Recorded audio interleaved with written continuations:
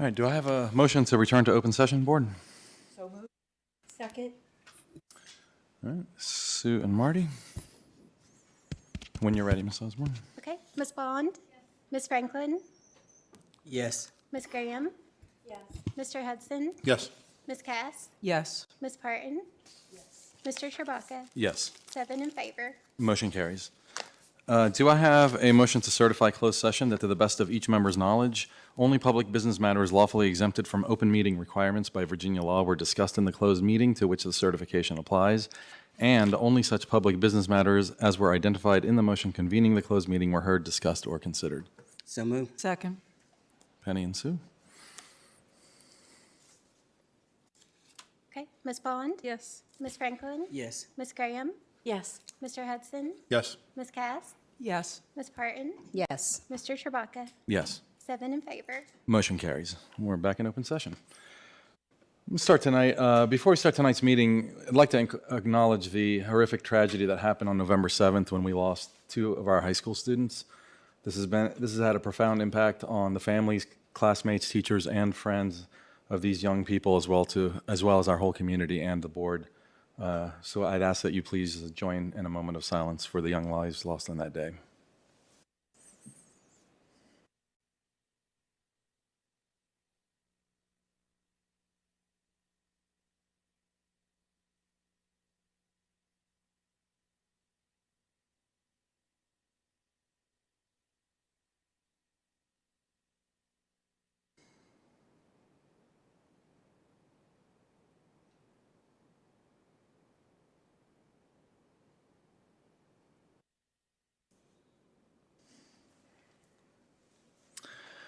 Thank you all.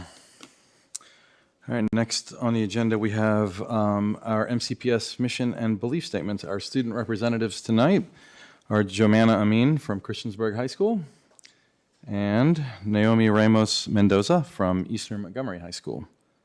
Will you all please read our mission and belief statements? MCPS is an innovative educational community. We value diversity and we are committed to equity and inclusion. MCPS empowers learners to realize success in an ever-changing global society through collaboration with communities, families, staff, and students. MCPS provides a safe, engaging learning environment and intentional exposure to positive social, emotional, and academic experiences. All students can learn in order to pursue their dreams. Schools are safe places of joy, wonder, and creativity. Every person deserves to be loved, valued, and respected. Kindness is an essential skill of a responsible, productive community member. The diversity of our community is one of our greatest strengths. All people deserve equitable access to opportunities and resources. Every child deserves an advocate. Honoring the voices of students and the other stakeholders strengthens the school community. Open communication and feedback are vital to our growth. Learning and teaching are collective efforts that begin at birth and involve the entire community. Relationship building and high expectations are foundational to student success. Thank you all for that. We're going to stay with you here for a minute and go to your representative reports. So I don't know who wants to start. Joanna? I can start. Okay. Okay. At CHS, we had one of the most successful fall athletic and academic campaigns in school history. The football team finished 8-3 and played in the region's 3D semifinals. The volleyball team finished with the best record in school record, finishing 22-3 and playing in the 3A state semifinal game. The team also had 2 individuals earn all-state honors. The girls cross-country team qualified for the 3A state championships and finished 9th overall. The boys cross-country team had 1 individual representative compete in the 3A state championships and earned all-state honors with a 12th place finish. The golf team had our first all-state performer in over 20 years, with Josh Cummins finishing 6th overall in 3A classification. The one-act team placed 2nd in the Region 3D championships. The CHS Marching Band received a superior rating at the Virginia State Marching Band Festival. The CHS choir had 29 students that were selected to participate in all-district choir. There were a total of 700 plus students that participated from 35 different schools. We also had We also had a great turnout for the CHS groundbreaking ceremony at the end of October and are excited for construction to begin. We hosted the first annual Demons Got Talent revamped talent show. CHS had over 18 acts that participated with 3 celebrity judges and only gave positive feedback. We hosted our first annual Trunk or Treat event that had over 18 student groups, organizations, and clubs participate in this event. We also offered face painting, a photo booth, and games for children that attended. Despite the inclement weather, the CHS Student Government Association organized and hosted another outstanding Veterans Day parade in downtown Christiansburg. The CHS Culinary Department assisted with catering the VHSL Student Leaders Conference at Blacksburg High School. We also collected over 60 Thanksgiving baskets to help assist with families in Christiansburg Strand and local community. We also gave the extra baskets we had to our bus drivers as a gift for the holidays. And most recently, the CHS Music Department hosted its annual Breakfast with Santa event this past Saturday, and it was a huge success. Thank you. Thank you. Naomi? Eastern Montgomery has been on a roll with implicating new events for its students, such as CTE Takeover Day, for which occurred on November 6th. On this day, students were presented with 20 careers and were given the opportunity to talk to people who were in those selected fields. For Thanksgiving week, EMHS gave students the opportunity to express things for which they are grateful for during their Mustang block. And we had a gratitude tree where students wrote their response on a leaf and was on display for others to see. It turned out to be a very heartwarming experience for many. Before Thanksgiving break, our Interact Club hosted a canned food drive, which started on November 1st and ended on November 10th. We ended up raising 614 canned food items. We were able to donate these items to the Montgomery County Christmas store, in which they will be sent out to families in need during the holidays. And our Beta Club has volunteered to work with our teachers and staff on our Angel Tree project, which provides items that have been brought in to help out randomly selected angels in the community. Our EMHS medical students organized a health fair yesterday on the 4th. They were able to present health stations and education to their peers and teachers. As for sports, our cross-country team competed in states on November 11th. They had a very beautiful send-off from the high school by family, friends, and members of the community. The boys' team came in 4th place as a team, and the girls came in 6th place as a team, with 2 runners placing high enough to be recognized with medals. Upcoming events will include an end-of-course SOL testing on the 18th, 19th, and 20th of December. As we approach our last instructional day of December 15th, our SGA club will organize a necessities drive as well as a holiday spirit week and cookie decorating stations, all leading up to Christmas break, hopefully relieving some stress some students have built up trying to get everything done and turned in before the end of the semester. I would like to personally say that this first semester has been full of new experiences and a roller coaster for many, but I'm confident us seniors are excitedly awaiting our upcoming semester. Thank you. Thank you, Naomi. All right. Next, we're moving on to our honors, awards, and recognitions, and we're going to start. Mr. Simpson's going to start us off with our seniors of the month. Good evening, school board members and Dr. Bregan. A very special highlight of our board meeting is the recognition of an outstanding senior from each of our 4 high schools. Tonight we'll be doubling up and recognizing seniors of the month for November and December. Photos and leadership profiles will be displayed on the screen during this presentation and will also be on display in the lobby of the central office. Our presentation format provides a snapshot of each senior along with a quote from the teacher or administrator who nominated them for this recognition. Each principal will come up forward to recognize their senior of the month in the following order, starting with Mr. Hurd, principal of Auburn High School, Mr. Lewis, assistant principal of Blacksburg High School, Mr. Gwynn, principal of Christiansburg High School, and then I will be pinch hitting this evening for Eastern Montgomery High School. Okay.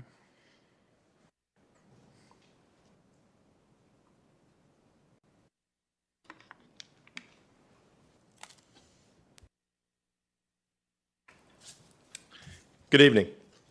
The November Senior of the Month for Auburn High School is Stacy Lewis. So if Stacy can come join me at the podium.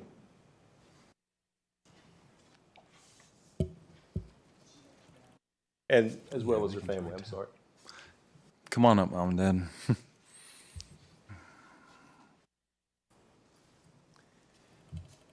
Stacy is an excellent student in all areas of our school, but is an exceptionally gifted visual arts student. She's excelled in Art 1, Art 2, ceramics, photography, painting, and is slated to take the 2D Art AP exam this spring.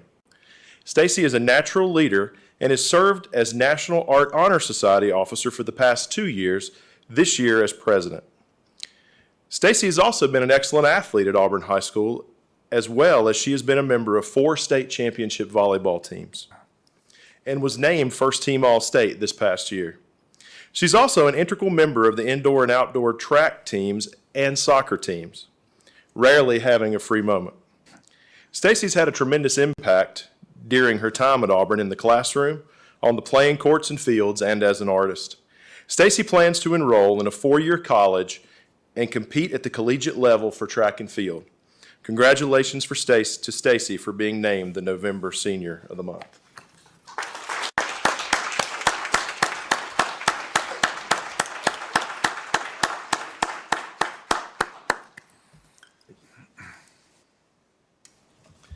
Now on to December. The December Senior of the Month for Auburn High School is Rayanna Weeks. If Rayanna and her family can come join me at the podium.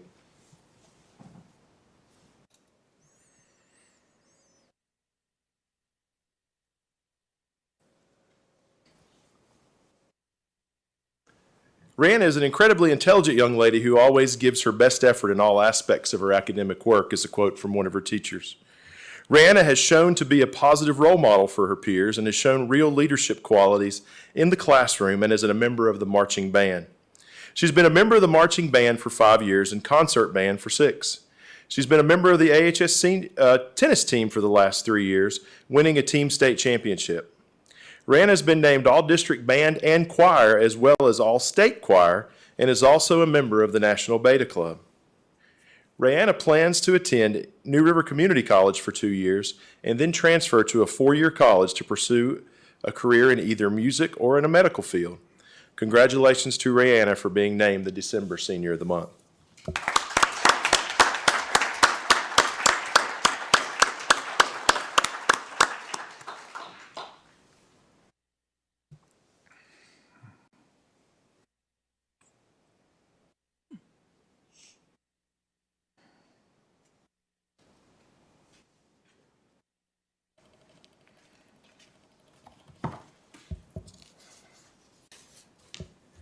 Good evening, Chairperson Chewbacca, board members, and Dr. Bragan.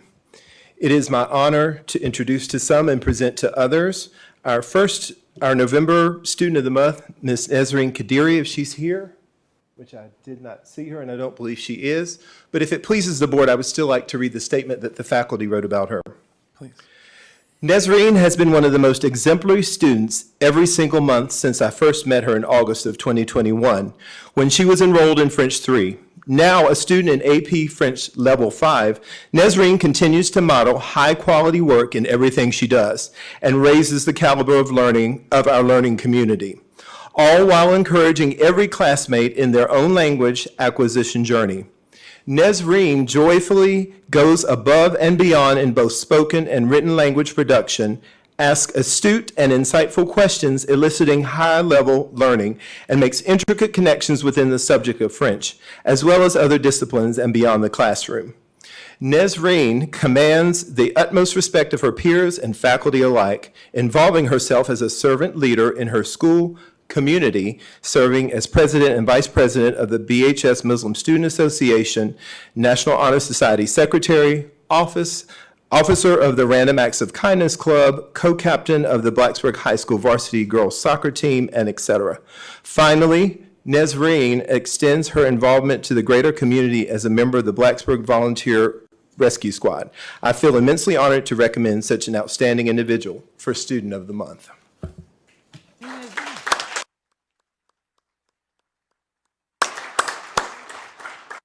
At this time, our next Student of the Month, Felix Hooper and his family, if they would come forward and join me, please.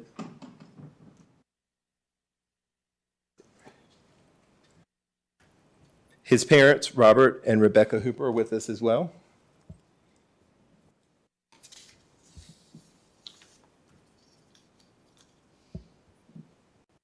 Felix brings a vibrant energy to class every day.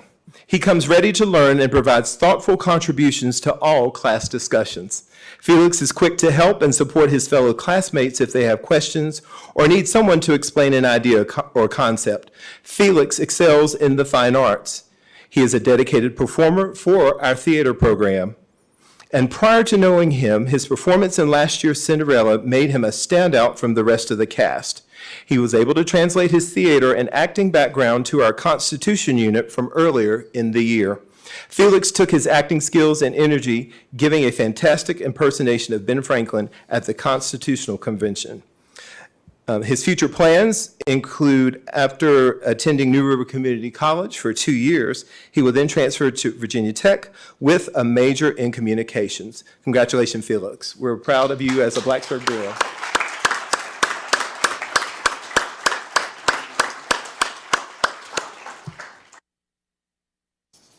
There you go. There you go, sir. Thank you.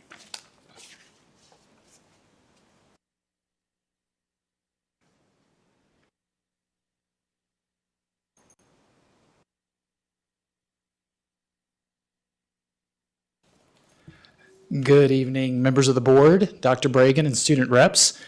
It is my pleasure to introduce the November Senior of the Month for Christiansburg High School as Brody Blunt. I'd like to ask Brody and his family to please come forward at this time.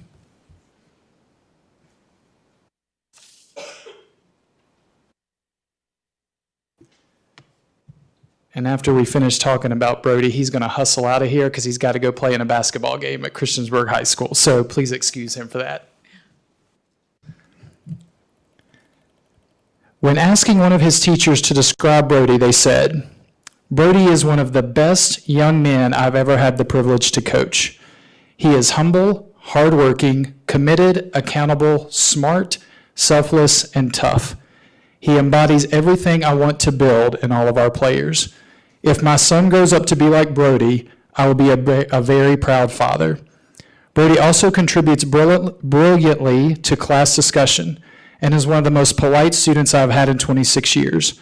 His homework and classwork are outstanding. He works well with any group I put him with, is an active member in the Beta Club, and has been a huge help with our service projects. I wish I could clone him.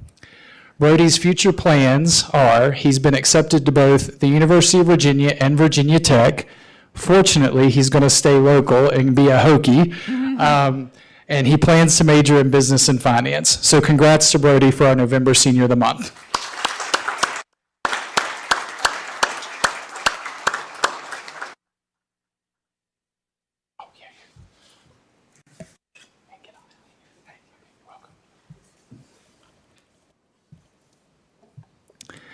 For our December Student of the Month, Christiansburg High School would like to recognize Miss Ruby Bowling. Could Ruby and her family please come to the front, please?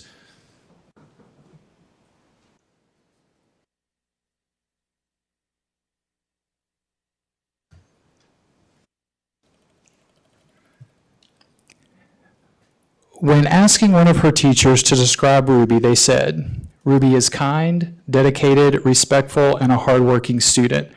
She always has great ideas to contribute and is engaged in class discussions. Ruby goes the extra mile to ensure she will be successful with her classwork and assists others that need help. Ruby is a joy to have in class and brings positive energy wherever she goes." Her future plans are she plans to graduate high school with her advanced diploma and associate's degree from NRCC. She also plans to continue her education at Roanoke College to receive her bachelor's degree in exercise science. She then plans to further her education with her doctorate of physical therapy program to become a physical therapist. Congrats, Ruby, on our December Senior of the Month.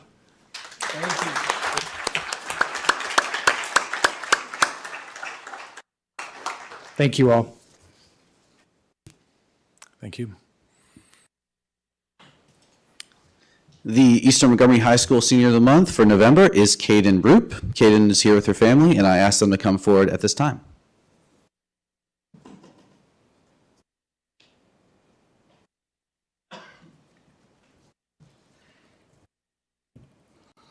I'd like to take this opportunity to read a brief quote from one of Caden's teachers, Lisa Bissey, regarding Caden's qualifications for this honor. There are many things one could say about Kaden Root and why she represents us well as Senior of the Month. She takes and does well in all of the challenging classes, she is involved in all of the clubs, and she plays all the sports. However, the thing I love most about Kaden, and what you'd never know from looking at her transcripts, is how personable she is. She says hi in the halls when she passes you. She asks about how my daughter is doing. She looks for me at the CHS cross-country tent just to say hi because she knows my daughter runs cross-country for CHS. She even says hi to my daughter at meets when I'm not there. She is friendly, funny, and so very genuine. She is just a great all-around person, and I love being able to be her teacher. Please help me in congratulating Kaden Root as the November Senior of the Month.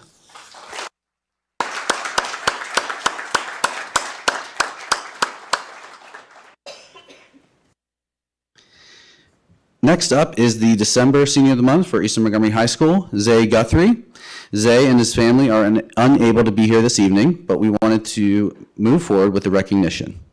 Like Kaden, Zay is a perfect example of what a Senior of the Month should be, evidenced by the following quote from one of his teachers, Jenny Brown. Since Zay began high school at EMHS, he has been a constant source of light within our building. Zay has never met a stranger. Throughout each day, he happily greets all of his teachers and peers, regularly paying them compliments. It is not a stretch to say that interactions with him in the hallway have made some people's bad days better. He always displays grace and kindness. Zay is creative, works hard in and out of class, and as another teacher stated, has the spirit every teacher loves in a student. Additionally, he demonstrates admirable school and community citizenship as the sole operator of the EMHS recycling program for the past 2 years. In short, Zay is an example of what Mustang spirit is all about.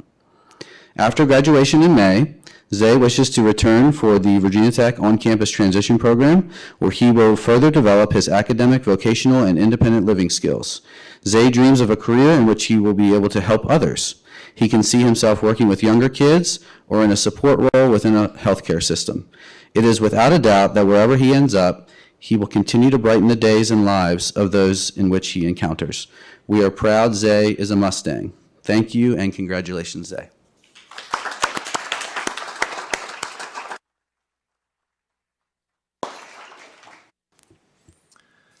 Okay, At thank you this all very point, if much. I could have Yeah. Board Chair Chewbacca and Board Member Sue Cass and Board Member Marty Graham come down here so we can recognize you guys formally.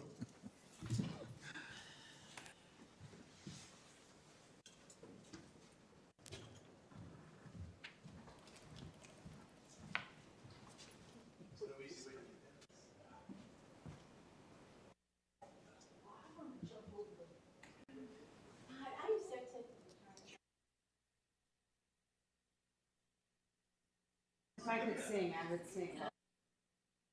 Do it all, leave us, I did that.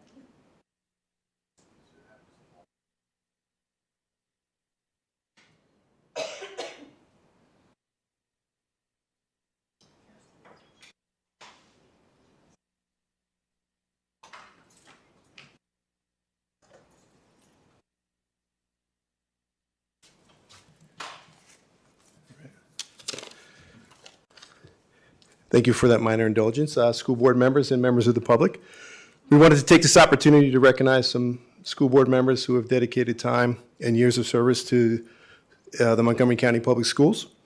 And first up would be Ms. Sue Cass, who served on the board since 2020 and was actually board chair for 2022.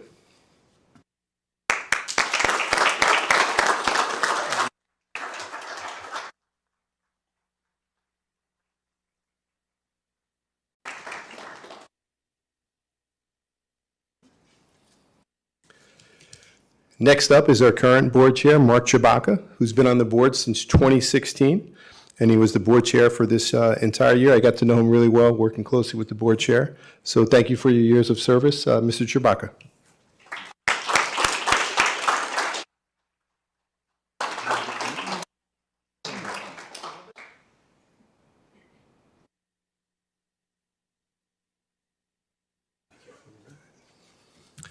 And last up for tonight's recognition is Miss Marty Graham, who's been a school board member since 2015, 2 times as vice chair in 2020 and 2023, and as the board chair for 2021. Thank you for your years of service, Mrs. Graham.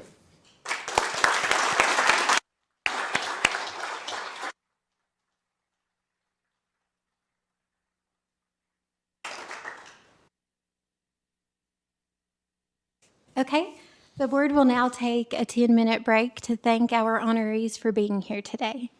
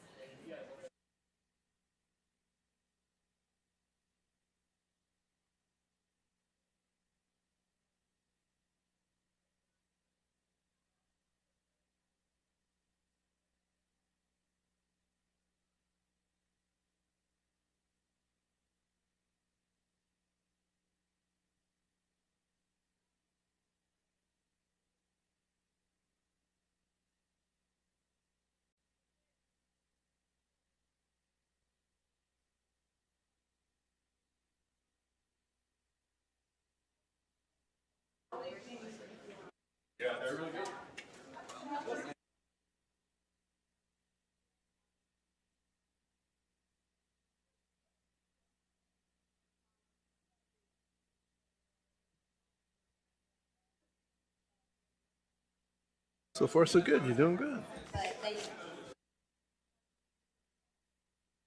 Swear.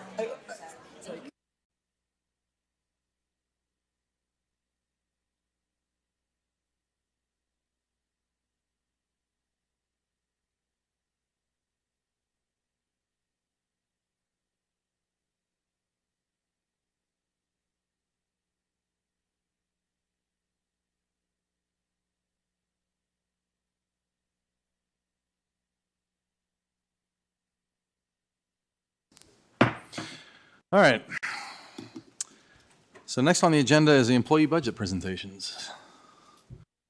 So representatives from various employee groups will provide budget suggestions for the board to consider when developing the next budget, the 2024-25 budget. And we are starting off with our custodian group, and that's going to be represented by Robbie Jones. So come on up.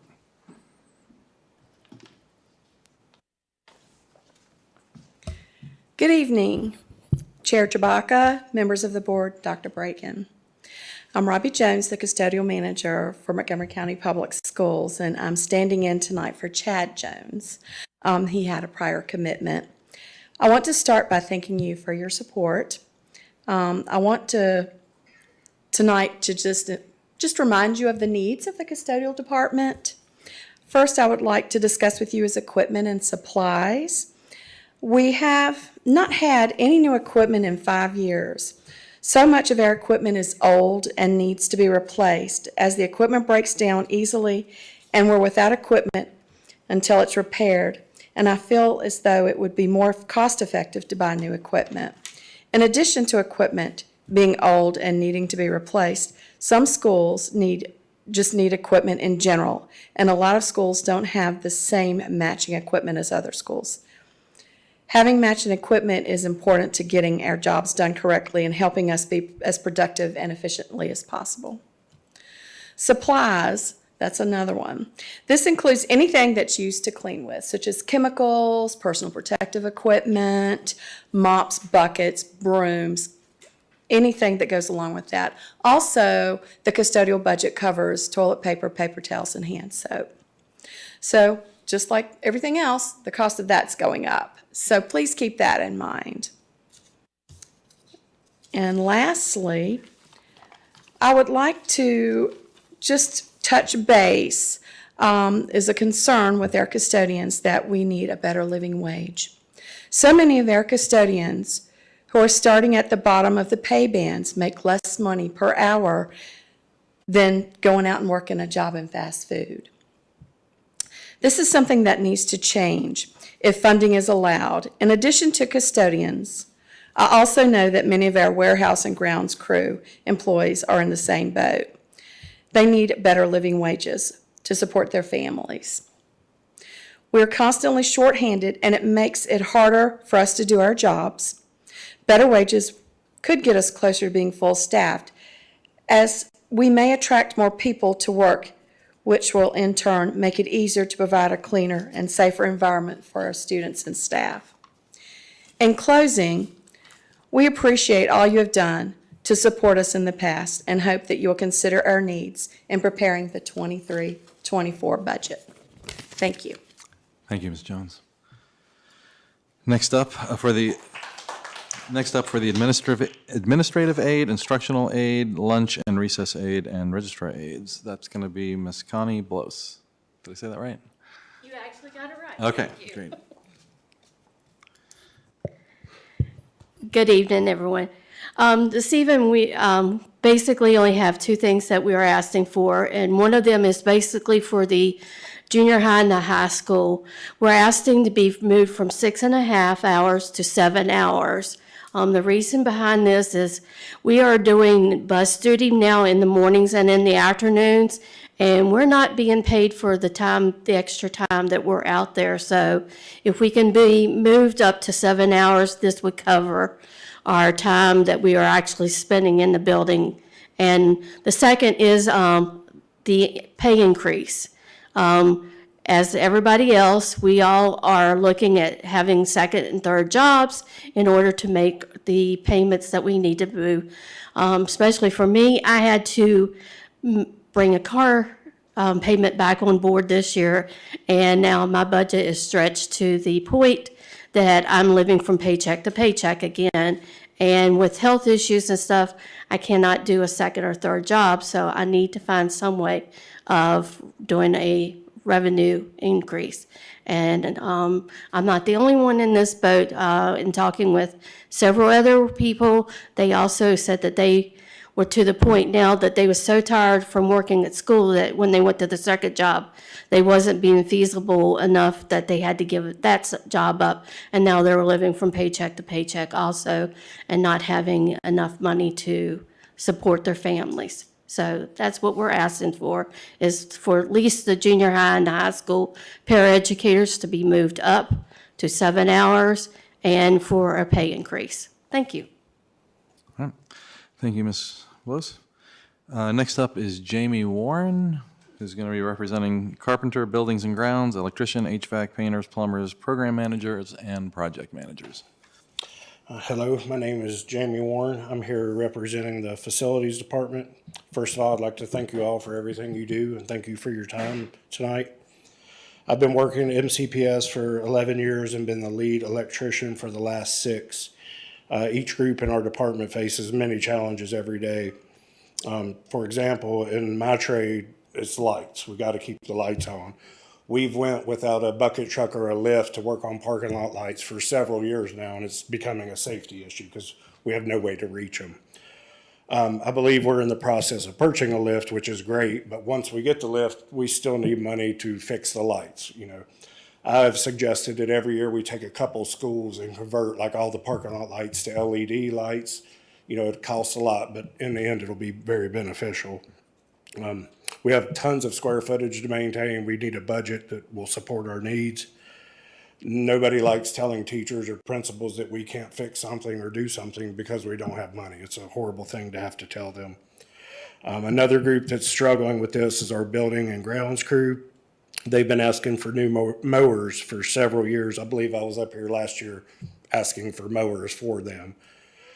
They desperately need at least 2 new zero turns to replace the ones that are 12 years old. They're breaking down daily and the cost of repairing them is exceeding the value of the equipment.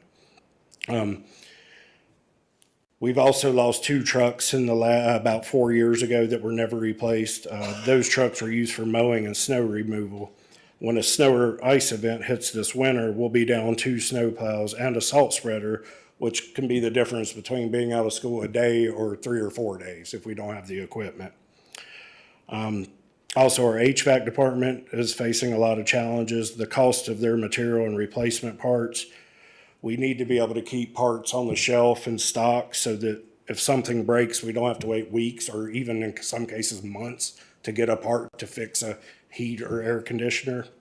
And I realize what we do, it kind of mostly goes unseen until there's a problem.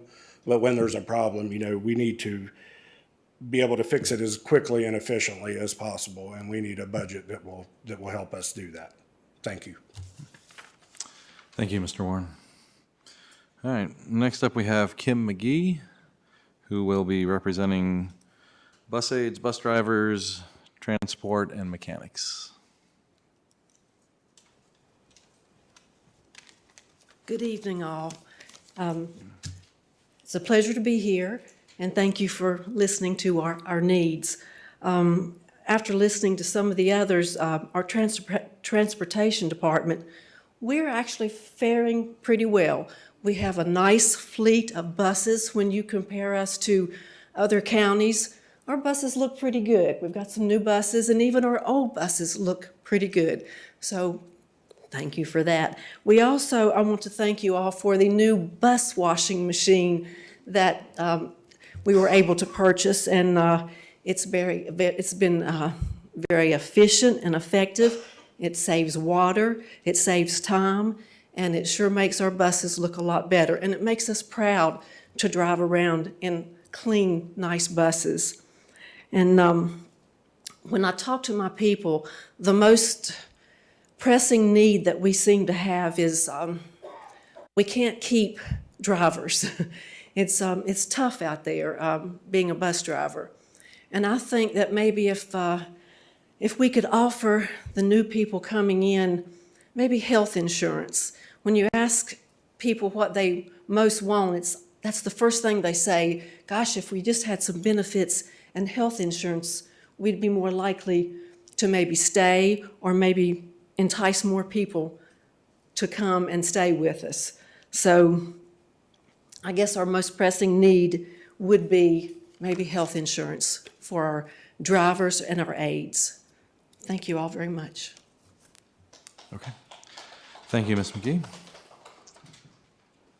All right, next we have Rachel Smith, occupational therapist, physical therapist, psychologist. Board members, good evening, and thank you for listening to our concerns and input this evening. My name is Rachel Smith, and I'm the lead speech therapist for MCPS. I represent interpreters, psychologists, BCBAs, and the occupational, physical, and speech therapists. We are all concerned about salary in next year's budget, and the group I'm highlighting tonight is the MCPS speech therapy group. I'm in my 7th year as a member of this team, and I'm extremely proud to work with such a phenomenal group. As speech therapists, we teach students from ages 3 to 21 strategies and techniques in communication areas from articulation sounds to language and augmentative communication devices. The speech therapist used to be on a teacher pay scale with no typical speech therapy stipend compared to surrounding counties. So 6 years ago, when they advocated for a typical stipend, them, along with the other groups I represent, were moved to a professional scale. While that seemed fine at first, our salaries have not seen the same increase as others. And now our first-year speech therapists, who are required to have a master's degree and pass rigorous assessments just to practice, are making around $4,000 less than an MCPS first-year licensed teacher with a master's degree. What's even more alarming is their salary is $1,700 less than an MCPS first-year licensed teacher with a bachelor's degree. So I'm just going to repeat that. The first-year speech therapists who have to have a master's are making $17,000 less than a teacher with a bachelor's. And they know that, and they're not coming. So compared to other counties in our area, MCPS is not competitive. Beginning speech therapists in other counties make anywhere between $4,000 to $14,000 more. And it takes 11 steps, equivalent 11 years, to get to the level that would be with the teacher with the master's. These low salaries have greatly impacted our recruitment and retention. We've lost 9 speech therapists in 3 years, due in large part to salary, and we're only a 9-person team. We began this year down 3 therapists, which has increased our caseloads and decreased time with our students. We have had to contract out and hire teletherapists to work with the majority of our 3rd through 12th graders in a virtual environment. We've also had to hire speech instructional aides to go and get students from their classes for their online speech sessions. So 2 versus the 1 in person. If we cannot compete with neighboring divisions, we will continue to lose in-person therapists and pay more for less effective and efficient therapy. The communication needs of our students are important, and MCPS needs to be able to recruit and retain good speech therapists. And we're not alone. The other groups I represent can tell you a similar story. I ask you to please remember therapists, psychologists, BCBAs, and interpreters when working on budget changes for next year. Thank you. Thank you, Ms. Smith. Next up, we have Tracy Martin representing the nurses.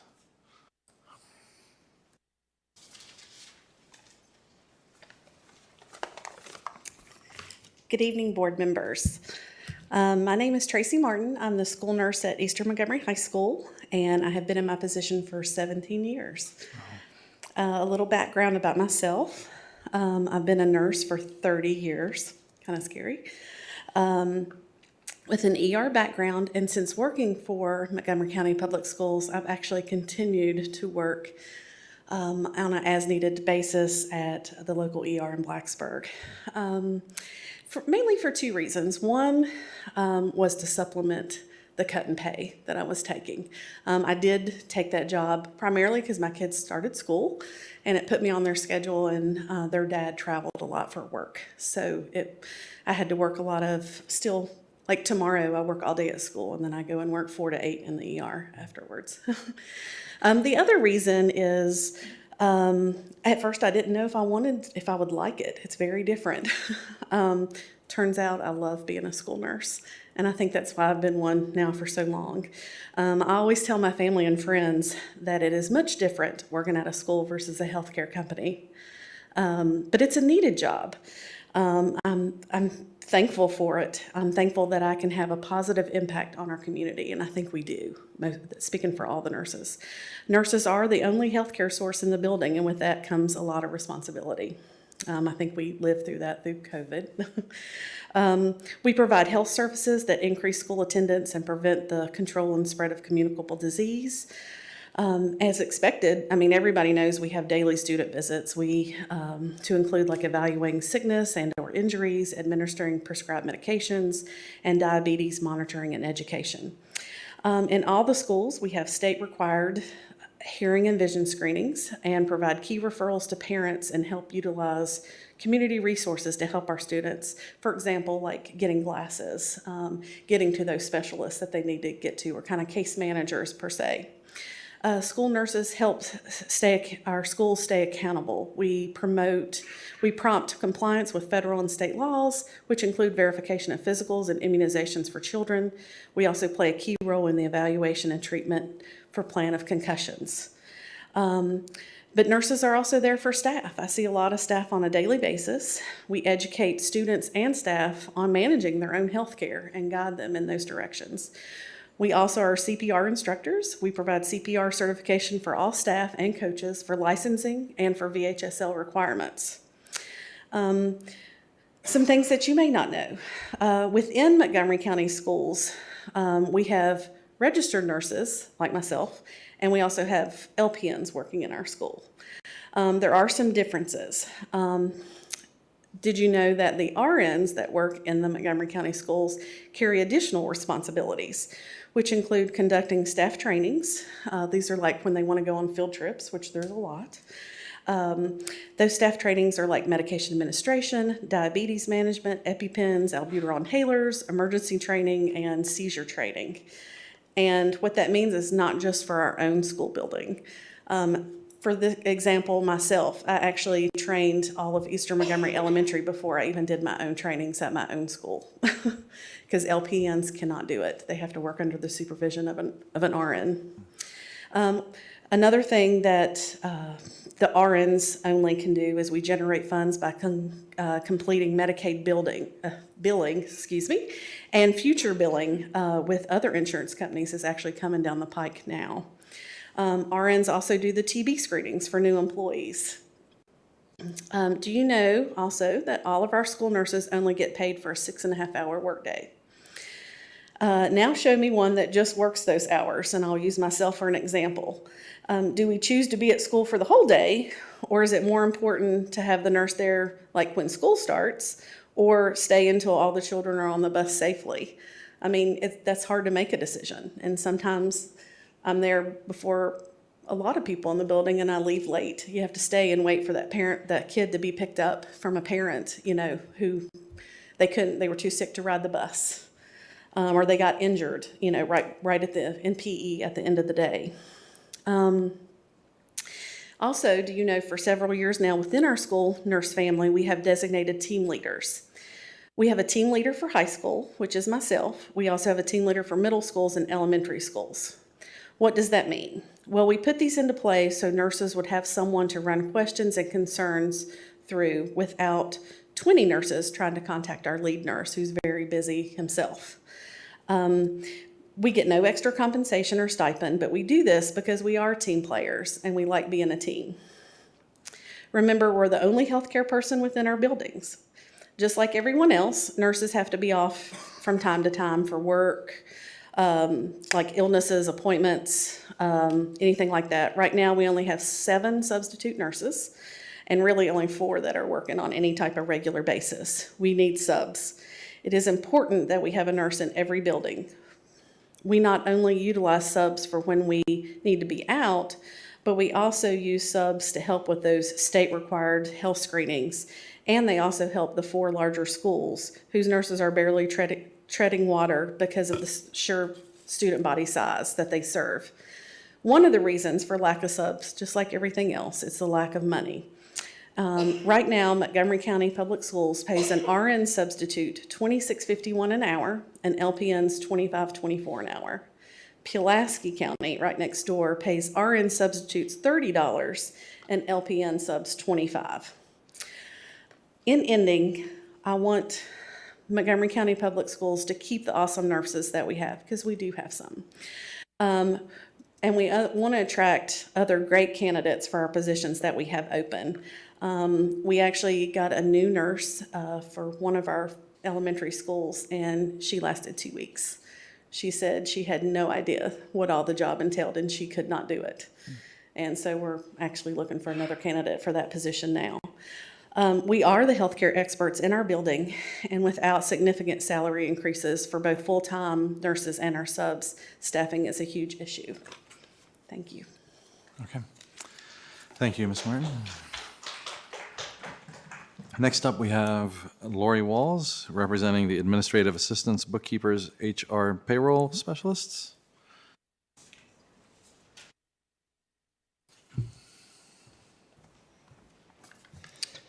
Good evening. My name is Lori Walls, and I represent administrative assistants, bookkeepers, human resource specialists, and payroll and benefits specialists. I would like to thank the school board for giving me the opportunity to speak tonight on behalf of my employee group. I would like to thank the school board, Dr. Bregan, Dr. Whitaker, Danny Knott, Dr. Widener, for fixing our years of experience from 2 for 1 to 1 for 1.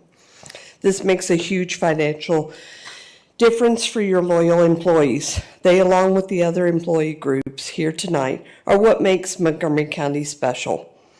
We have the most wonderful support staff any county could ever have. I can honestly say that because I've worked with them the last 27 years. You have the best. I could not have done my job without them.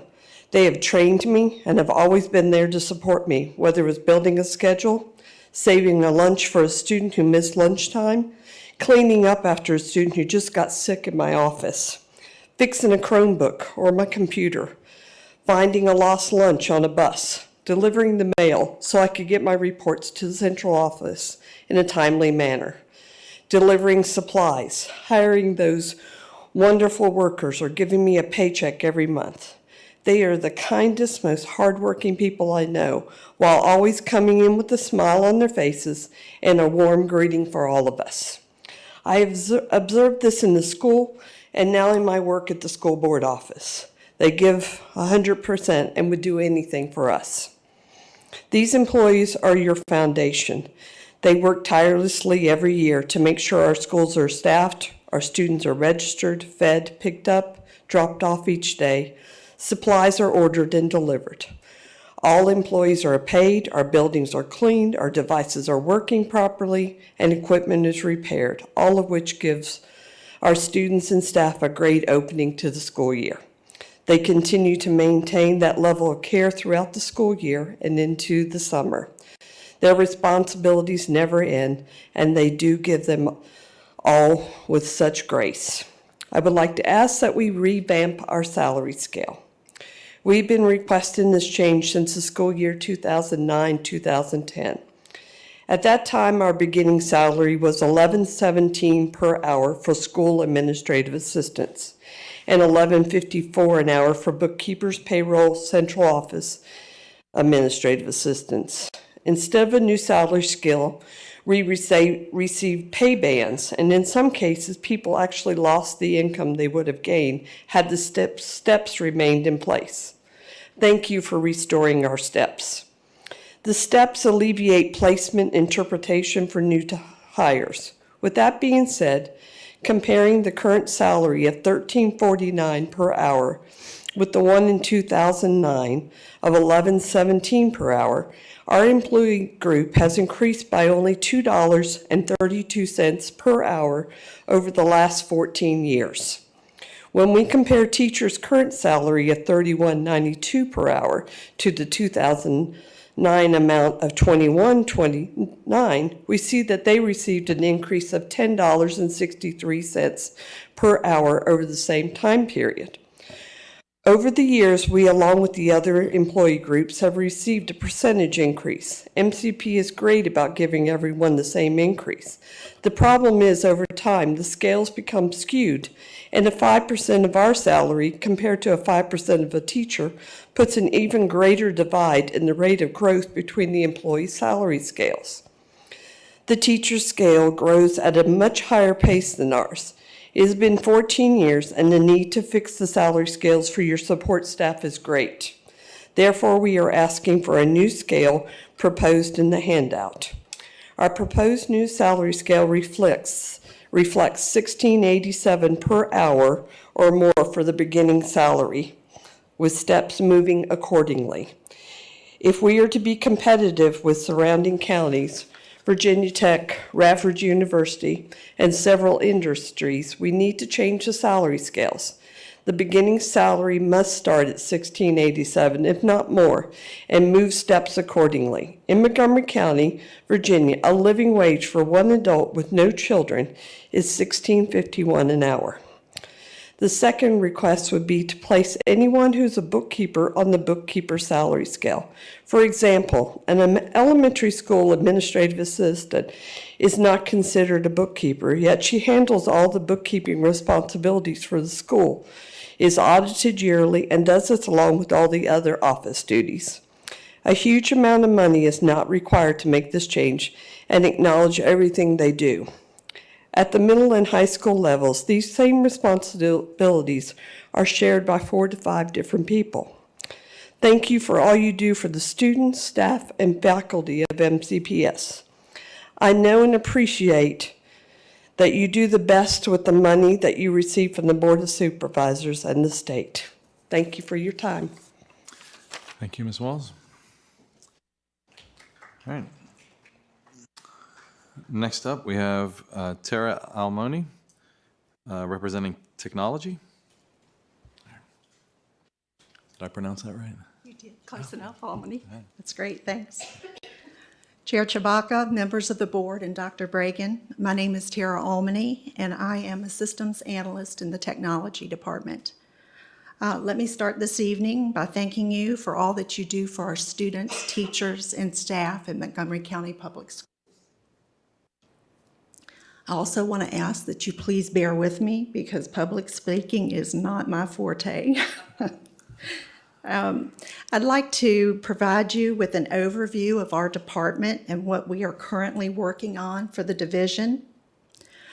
Our computer department is divided into the PC team and the Chromebook team. The PC team maintains all computers and related equipment.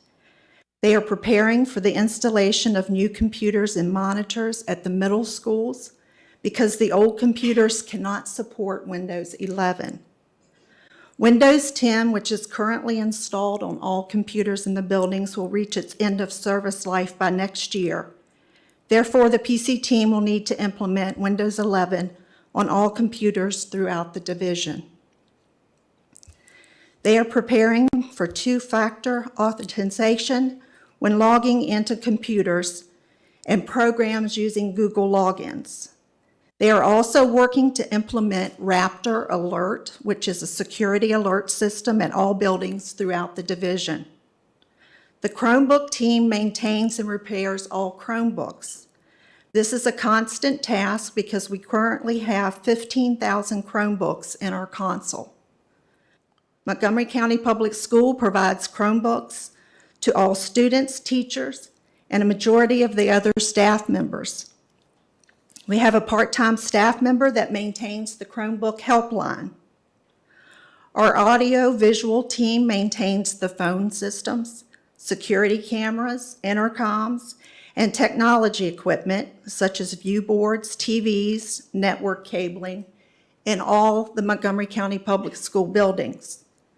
They are currently installing new phone systems with voice over internet protocol for Eastmont Elementary, Kipps, Margaret Beeks, and Price's Fork Elementary schools. They are preparing servers for the new security camera system that will provide more storage capacity to the schools in order to maintain security footage for longer periods of time and allow for us to expand the number of cameras. Our Information Systems Department, which I am a part of, implements and supports a variety of software applications used within the division. We implement, maintain, and facilitate training for a wide variety of software programs. We also create the user accounts and passwords for these applications. Examples include PowerSchool, which consists of the Student Information System, Teacher Gradebook and Parent Portal, Google Mail, testing programs such as benchmark testing, Performance Matters, textbooks programs like McGraw-Hill and Scholastics, the Employee Self-Service, Destiny, the library program, and other educational software. We manage the extraction of data for analysis, use, and reporting at the local, state, and national levels. The local level includes data requested by members of the school board and staff at the school board office. The state level includes state reports to the Virginia Department of Education. We just finished the student record collection report that provided the average daily number that is used for the VDOE and Montgomery County Public Schools for budgeting purposes. We are currently working on the master schedule collection, which includes the personnel and licensure report that the VDO uses to verify that our teachers are endorsed in the classes that they are teaching. At the national level, we provide information for the Civil Rights and Data Collection Report. The testing department is also included in the technology department. They coordinate testing, such as SOLs, SATs, L testing, MAP testing, fall and winter growth assessment for the division, and provide data collection for this testing. Our Director of Technology, Doug Wickham, efficiently oversees all these tasks. Mr. Wickham always has a positive attitude and asks our department to maintain the Chick-fil-A mentality of "it's our pleasure to serve you." As a testament of his hardworking nature, you never know where you're going to find him when he's not directly working on his own responsibilities. It could be in the school buildings installing technology equipment or pulling cable, or sitting at the front desk of the operations building repairing Chromebooks. One of his favorite quotes is, "See a need, fill a need," and he asks that all of us in technology follow his example. The technology department is housed in the operations building. We would like to thank you for all the wonderful renovations that have been made to this building. It's a building full of rich history, including the Black Sisters. The windows in the front of the building are beautiful. Unfortunately, the ones on the back of the building did not get the same consideration. These windows are hard to open, and a majority don't even have screens. Depending on the time of year, the rays of the sun coming through all the windows cause our building temperature to rise considerably and obscure our vision of computer monitors. When the building was first renovated, measurements were taken for the purchase of blinds to combat this issue. However, they were never purchased. In the meantime, each department that resides in this building has had to purchase their own curtains, but these are not as efficient as blinds. The heaters in each room are very outdated. The control knob on the heater in my room has been broken for over 3 years, and the only way to control the temperature or turn the heat off is by using a special tool that requires the bottom panel of the heater to be removed. There's not a door on the men's bathroom on the lower level of the building. Our biggest request, however, is hot water and drinkable water.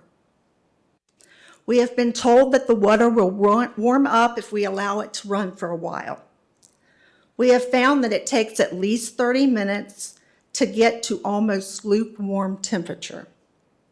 We have not had hot water to rinse our hands, which was especially concerning during the COVID pandemic. We have also been told that the water in the building is not safe to drink, and therefore the technology department has to use its own money to purchase potable water for us to drink. We are also asking for pay raise for our scale. However, there is one thing that I'll mention about pay scales that does not cost any money and is easily remedied. We have been told that the classified pay scales still have steps for years' experience built into them. However, you cannot see these steps. We are asking that the steps included in our pay scale be made visible. Technology is constantly changing, and our department is tasked with implementing these changes as an important part of educating our students, maintaining the division's day-to-day operations, and providing security to our students, staff, and buildings. With this in mind, we ask that you consider the technology department during the budgeting process, whether that consideration be more funding for the department itself, pay raises for the staff, or basic necessities for our building. Thank you so much for taking the time to listen to our concerns. And trust me when I say that I do not envy you the task of budgeting for our division. Thank you, Ms. Halmani. All right, next up, we have Mike Hall, who's going to be representing purchasing and warehouse. Good evening, Mr. Chairman, members of the board, Dr. Bragan. My name is Mike Hall. I'm representing the warehouse this evening. I would like to start off first by saying I wanted to thank you for your continued support in our district. The warehouse group consists of 6 employees. We are responsible for all district mail, weekly custodial supply deliveries, any other deliveries to the district, surplus equipment pickup, redistribution, food distribution as necessary for the school nutrition program, procurement of custodial supplies and facilities parts, shipments and deliveries of most materials for the schools, and the movement of items throughout the district. On any given day, we deliver or pick up to each school and all their school buildings at least once during the day. During construction and renovation of schools, our department moves all the furniture in and out of the building and throughout the process. Our vehicle fleet for the warehouse consists of 2 box trucks, 1 food truck, and 1 van to provide our services. We put 90 miles or more each day on these vehicles. Each vehicle has over 150,000 miles and is beginning to have issues that require our vehicles to be out of commission for extended periods of time, sometimes days at a time. We wanted to share this information so that vehicle purchases can hopefully be considered for this next budget year. We understand that a commercial vehicle purchase is extremely costly, but it is also a good investment for the district. I'd like to thank you all for your continued consideration and support. Thank you, Mr. Hall. Next up is Katie Seidemann for representing the teachers.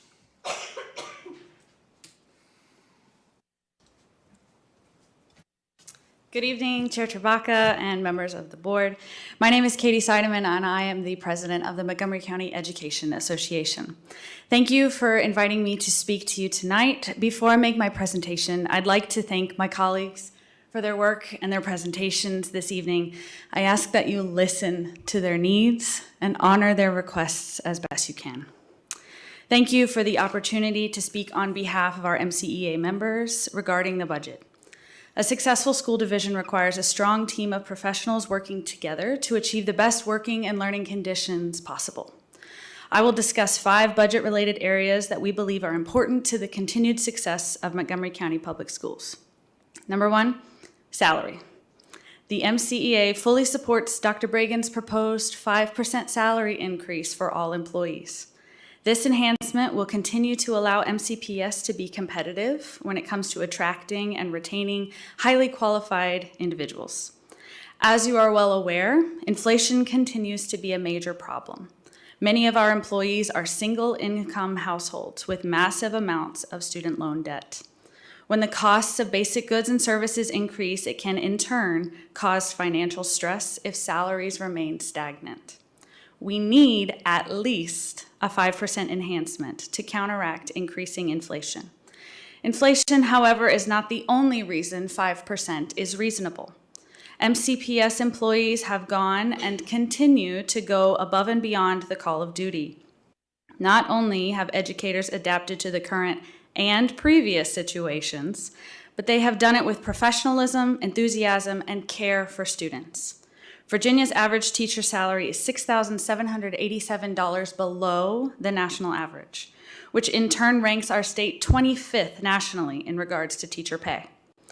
Additionally, teachers in Virginia are paid an average of 67 cents for each dollar paid to their similarly educated peers in other professions. MCPS is not an exception to this pay gap. As the overwhelming majority of our employee representatives have stated tonight, our employees deserve a living wage. Ensuring a living wage for our employees can make the difference between remaining an MCPS employee and not. Our employees are working professionals and they deserve to be paid like it. A strong budget is a people-first budget. We ask that you honor the proposed 5% salary increase. Number 2, health insurance. Once again, we are requesting no increase in healthcare costs for the upcoming school year. We are thankful to Dr. Bragan and his office for working to keep benefit costs the same by coming up with creative and manageable solutions. We ask that you keep front of mind that any increase in health costs will ultimately be a paid decrease for our hardworking employees. 3, health and safety. The health and safety of all students and employees is vital to our division's success. We ask that you always keep this in mind, especially when considering student behavior within the school day. Our employees are often asked to manage student misbehavior at the expense of their mental and even physical health and well-being. We ask that funding continue to be considered to support and expand student services, including licensed counselors, special education teachers, and special education aides. Thank you for always making health and safety a top priority. 4, RIHIP. The MCEA supports the continued extension of the RIHIP program in order to attract and retain high-quality substitutes. It is no secret that former teachers make the best substitutes. The MCEA supports giving retired teachers the ability to maintain health insurance until they are 65 or Medicare eligible, so that they can continue to support Montgomery County. And lastly, collective bargaining. I would like to thank the board for finally granting the employees of MCPS a meaningful seat at the table by voting to allow all employees the ability to collectively bargain. I would also like to thank Dr. Bragan and the board for the productivity and support during our most recent negotiations. We look forward to ratifying a contract in the near future. School divisions that collectively bargain have higher student learning outcomes and employees that are satisfied with their working conditions, which in turn means that they remain in Montgomery County. When employees have a meaningful outlet to be seen and heard, great things can happen. We encourage the board to continue supporting the right of all MCPS employees to collectively bargain, and we look forward to bargaining in good faith with the members of the school board long into our future. The MCEA is grateful to the MCPS administration and to the school board. We appreciate the hard work that you do every day, and we are thankful to be given this opportunity to speak regarding the budget. As professionals entrusted to teach generations of educated citizens, we ask that you continue to make a significant investment in our students and our staff members. Thank you for your time. Does the board have any questions for me? Thank you.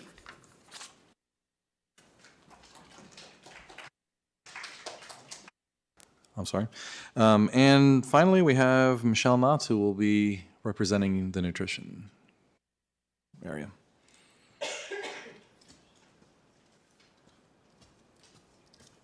Good evening, Board Chair Chabaka, board members, Dr. Bregan. Our school nutrition representative was unable to attend tonight, so I'm here in her absence. But it sounds like I'm going to be talking about a common thread that we've heard here tonight, which is staffing. So on behalf of the school nutrition department, that is our absolute number one concern. We must be able to attract and retain qualified employees. We're not doing that right now with a current starting salary or rate of pay at $13 an hour. This is $2 to $3 less than comparative positions around our district. Board, please consider increasing the starting rate of pay from $13 to $15 an hour. At the same time, to avoid wage compression, increase any of the TNG or the MCPS employees up to that $15 an hour. We currently have 77 employees. We currently have 13 open positions because our goal is to be staffed at 90. Our managers are some of the best I have seen in 15 years being in K through 12. They deserve fully staffed kitchens. Our students deserve the best food service program possible.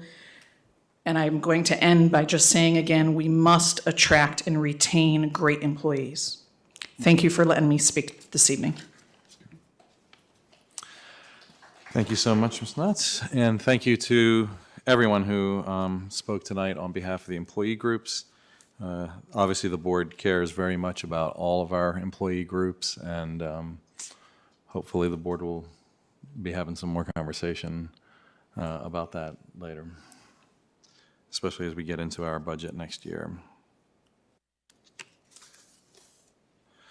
All right, the next item on our agenda is public address. We welcome the opportunity to hear from students, parents, employees, and community members about education matters in our community. As a reminder, the board sets aside 30 minutes to start our public address, and we have the option to extend in 30-minute increments, which Ms. Osborne will remind us of. If there are additional speakers after 90 minutes, the board will continue with their business meeting and hold one additional 30-minute session at the end of the business meeting. The clock continues through applause and disruption. So the more disruptions there are, the fewer speakers who may get to address the board. I'll call up each speaker by name in the order they signed up. Each speaker will have 3 minutes to address the board. As a reminder, the board does not respond to speakers during public address, and the screens will show when the speaker has 30 seconds remaining and when the time is up. Please state your name and the area of the county where you live in. The first speaker is Nicholas Fisher. And after Mr. Fisher will be Karen Fisher.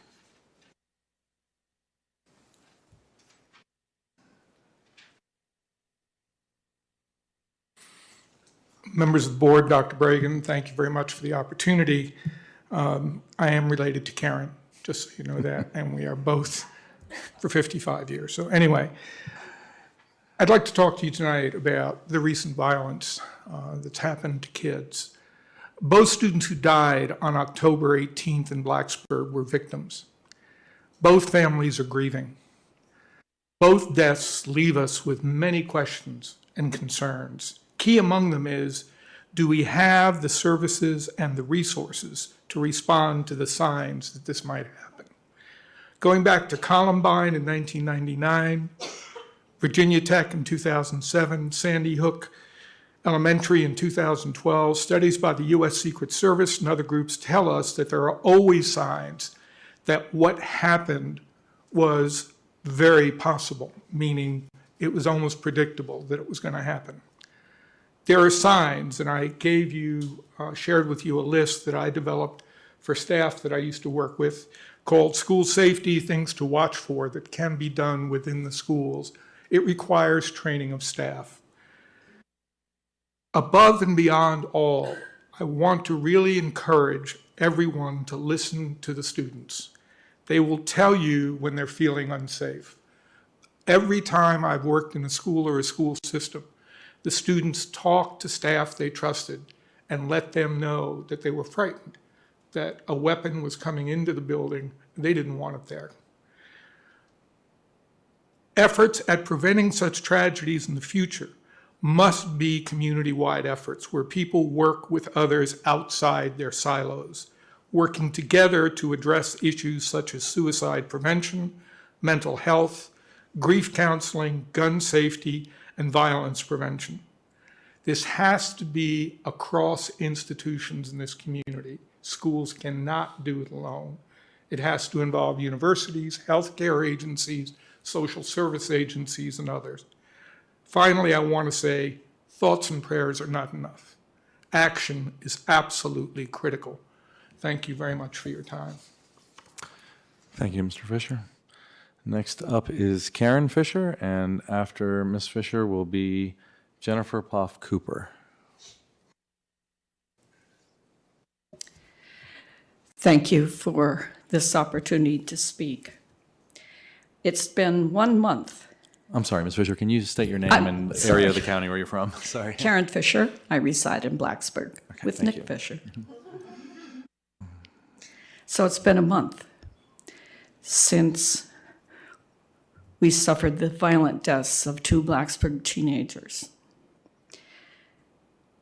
Their families, friends, peers, teachers are no doubt haunted by a question: what could I have done to prevent their deaths? But the better question for all of us is, what could we all together have done? Too often, violent deaths in a community lead to nothing changing, nothing done to prevent future violence. But let us be the change and work hard to prevent future violence. I emphasize, like Nick said, this task is on all of us, the whole community, not just the schools, not just you. We must approach the prevention of violence from many angles, but I will focus on preventing gun violence because it's personal to me. A year ago, I got a call from a close friend who was sobbing. Her 4-year-old grandson had shot and killed himself in the back seat of the family car. He was next to his 2-year-old sister, and Mom was in the front seat. Dad had left to go into the store. My friend's grandson found the father's semi-automatic pistol in the backseat area of the car. It was not secured. It was not locked. But for the gun, my friend's grandchild would be alive today. But for the gun, would our Blacksburg teens still be alive today? My answer is yes, quite likely. Our Blacksburg shooter got his gun from someone, somewhere. How? We don't know. Yet, did he buy it illegally? Was it given to him? Did he steal it from a vehicle? 50% of reported stolen guns are taken from vehicles. Or did he get it from his own home or that of a friend? We can help prevent gun violence, and there's one action we can take immediately while assessing what else we can do.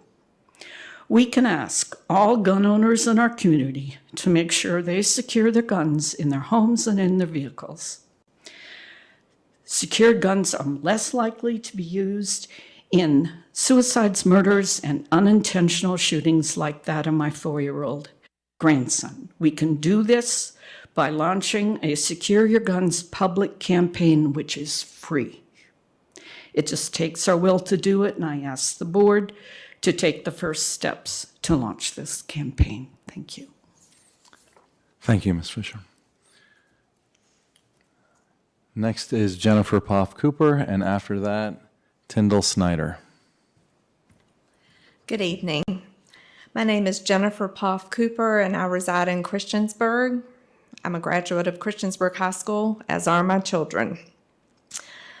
As has been acknowledged, we have all been shaken by the tragic murder-suicide by gun in the Blacksburg community last month. This incident brought home some statistics about gun violence, such as every year in the United States, 350 children aged 17 and under gain access to a firearm and unintentionally shoot themselves or someone else. Nearly 700 more die by suicide with gun each year. In K through 12 schools, in the vast majority of active shooter incidents, the shooters were school age and were current or former students. They obtained their guns from their homes or the homes of relatives. While millions of responsible gun owners follow recommended storage practices, Research shows that more than half of gun owners do not store their guns securely. In fact, an estimated 4.6 million children in the U.S. live in households with at least one loaded, unlocked firearm.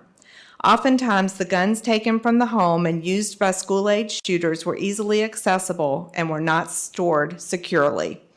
By taking proactive steps to promote responsible gun ownership and secure firearm storage, schools can prevent school gun violence and help keep their communities safe. Across the country, lawmakers, community members, and local leaders are working together to implement public awareness campaigns, such as the Be Smart program, which you have a brochure in front of you, that encourages secure gun storage practices and highlight the public safety risks of unsecured guns. The Be Smart program encourages parents and caretakers to take 5 simple steps to help prevent shootings by children. Secure all guns in your home and vehicles. Model responsible behavior around guns. Ask about the presence of guns in homes that you frequent.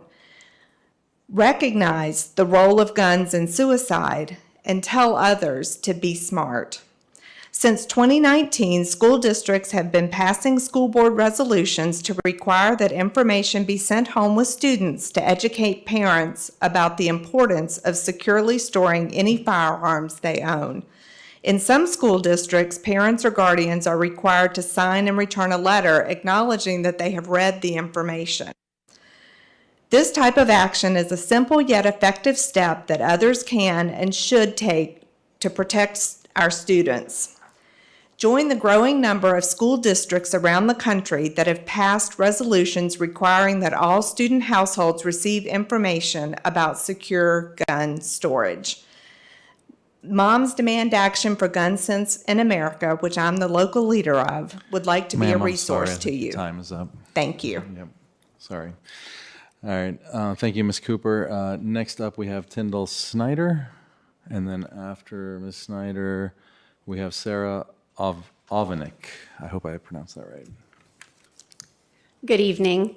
My name is Tyndall Snyder. I live in Blacksburg. I'm the mother and stepmother of 3 Blacksburg High School graduates and the grandmother of a Harding Avenue kindergartner. And I also work as an early literacy aide at Christiansburg Primary School, where I love teaching some of our youngest children to read. Like all of us, I'm devastated by the recent deaths of 2 Blacksburg High School students. It's a tragic loss to see 2 lives cut short. It's heartrending to think of the pain their loved ones must endure. And it's so disturbing to see our community rocked by gun violence again. When will enough be enough? As an educator, one of the moments I dread the most is the lockdown drill.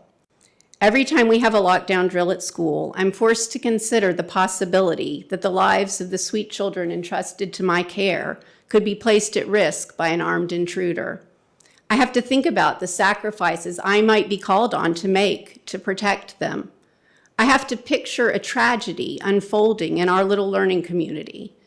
It's a horrifying experience to even imagine such violence. When will enough be enough? We don't have to live like this. We don't have to live in mourning for more lives lost to gun violence and in fear of future lives lost. We know that firearms are the leading cause of death for American children and teens. That is a horrifying fact, but we are not powerless in the face of it. There are practical steps we can take that will make a difference. And while schools can't solve all of society's ills, we do have a responsibility to step up and be part of the solution when our children's lives are at risk. When children and youth do not have access to guns, they can't bring them to school.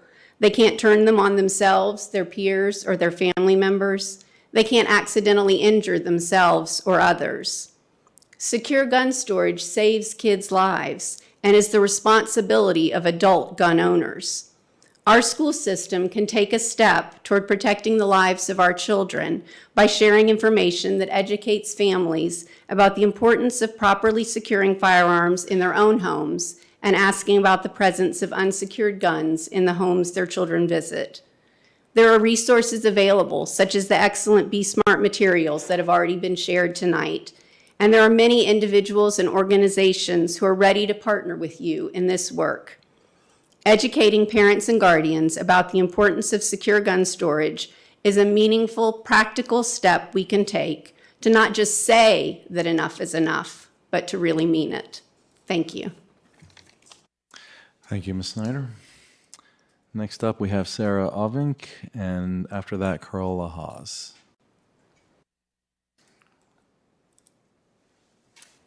Good evening, everyone. You were close, it's Ovink.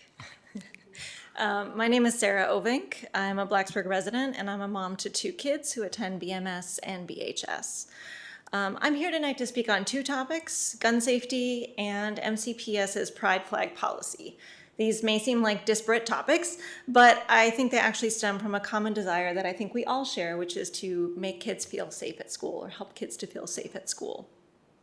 First, on gun safety. The recent tragic death of 2 BHS students demonstrates the urgent need to educate students and families on the perils of children having access to guns. We can also educate students and families on what to do if and when one child discloses to another that they are seeking or already have access to a firearm. We can do this by including lessons on gun safety as part of our students' health and citizenship curriculum. You've already heard a lot about the Be Smart program, so I won't try to repeat all of those talking points. Besides implementing the Be Smart program, we can also teach students the skills to tell an adult when they learn about peers seeking or having access to guns. I know our teachers do a lot, and that adding to our curriculum may seem like a big ask, but this is a curriculum that is free. It can be delivered through existing scheduled study blocks, such as Bruin Block at Blacksburg High, and adding this curriculum can quite literally save lives. Now to pride flags. Now is the time to change the policy that unfairly bans rainbow flags and expressions of solidarity with our LGBTQ+ students and community members. Teachers and school boards have also been suffering painful attacks by people using scare tactics that scapegoat the LGBTQ+ community. Pride flags are not political. Disallowing the pride flag does nothing to appease these individuals. It actually fuels hateful rhetoric, encourages bullying, and worsens teachers' morale. We recently had a school board election that resulted in our community rejecting candidates that endorsed these divisive tactics. Now is the time to craft a new policy that allows expressions of care, such as pride flags. Such a policy need not become a slippery slope as long as board members are clear that expressions of hatred, such as swastikas, for example, remain disallowed, but expressions of love, acceptance, and care, such as pride flags, are welcome. Thank you all for your time. Thank you, Ms. Ovink. Did I say that right? All right, good. And then, next is Carola Haas, and then after that, Kelly Brennan. Hi, my name is Carola Haas. I live in Minor, Virginia. I wanted to take a moment to share my appreciation for all the MCEA members and leaders and all the school staff who represented their different groups who spoke today. I really appreciate the MCEA leaders who worked hard to develop a collective bargaining agreement. I know the process is new, and I know that there will be things to work out, but I feel it puts our county in a strong position to improve our schools with input from school staff. It's so important to hear what the school staff has to contribute, and I think it will be a huge advantage for recruitment and retention as well. I also wanted to share my appreciation for the school board members. I don't always agree with your decisions, as you well know, but I have great respect for your service to our community. I know all of you truly care about our students and about maintaining excellent schools. I especially want to thank the outgoing representatives. I appreciate your service through very challenging times.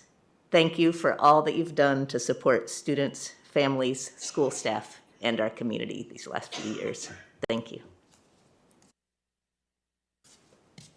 All right, next we have Kelly Brennan, and after that, we have Harlan Lustgarten.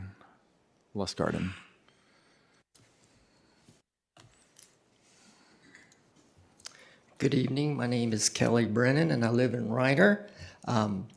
What brings me out to these meetings, aside from a healthy dose of encouragement from my wife, is a recognition and understanding of the value and importance of participation in civic life.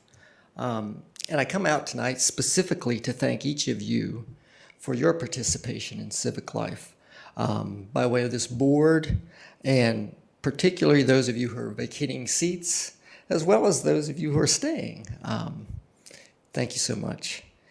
As the son of a school teacher who lived and breathed her vocation as far back as I can consciously remember, and who upon retirement plunged into the realm of volunteer service, I appreciate both the rewards and costs of steadfast public service.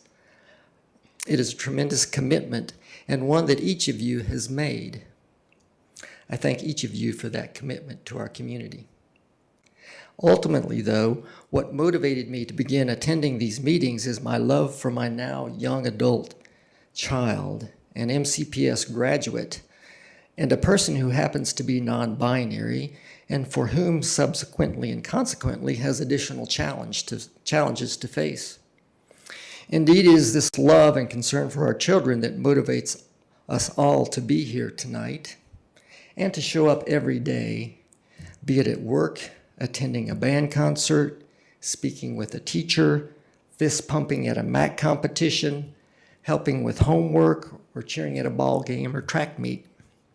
Unfortunately, we too often forget that we are all motivated and united by this love for our children and allow our differing hopes and fears to dictate words and actions that undermine the love that inspires and nurtures us all.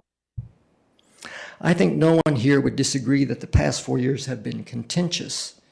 Indeed, it still breaks my heart to know that one board member and her family were targeted and their lives were threatened by members of our community and beyond.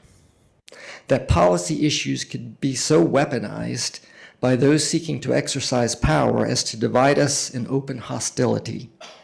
Shameful and terrifying, I say. So I thank this board and those board members in particular who resisted fear-mongering and steadfastly advocated and voted for a sound policy on the treatment of transgender students, who voted for extension of collective bargaining to its employees, who voted for common sense approach to controversial materials, and who voted to hold responsible destructive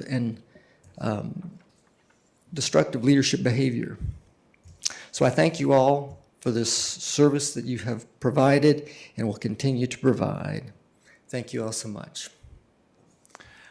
Thank you, Mr. Brennan. Next up is Harlan Lustgarten, and then after that, Chris Thomas.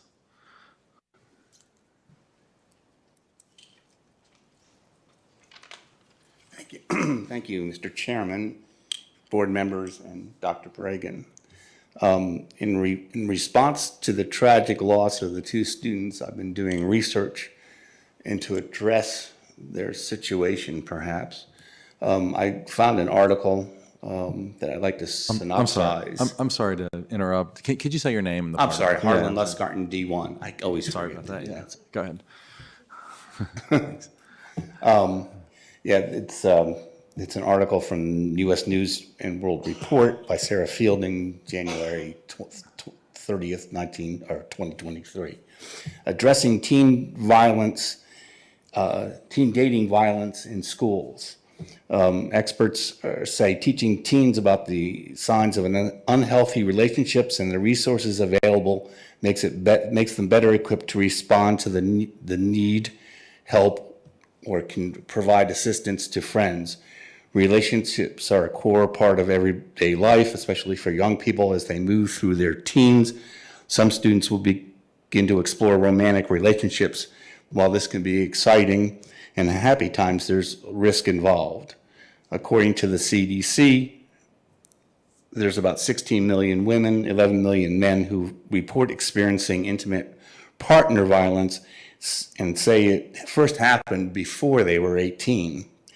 These include instances of physical violence, sexual violence, and stalking. Youth who are female, LGBTQ, or unsure of their gender identity all are at higher risk for experiencing youth intimate partner violence, also known as teen dating violence, so says the CDC. Healthy relationship programs in schools aim to prevent these reduced teen dating violence by increasing awareness. The only way to change these statistics is if we get ahead of the issue and teach people earlier on how to identify and what to do when they see the signs of an unhealthy relationship. in their own or their friends' lives. This is a quote from Megan Shackleton, Chief Program Officer for One Love, a national nonprofit that seeks to end relationship abuse. There are many resources in the article. I will email all of you the link to it because I think it's something we should pursue. Virginia is supposed to be one of the places that has these programs, but I haven't heard of them in MCPS. Thank you for your time. Oh, okay. Thank you, Mr. Lustgarten. Next up is Chris Thomas.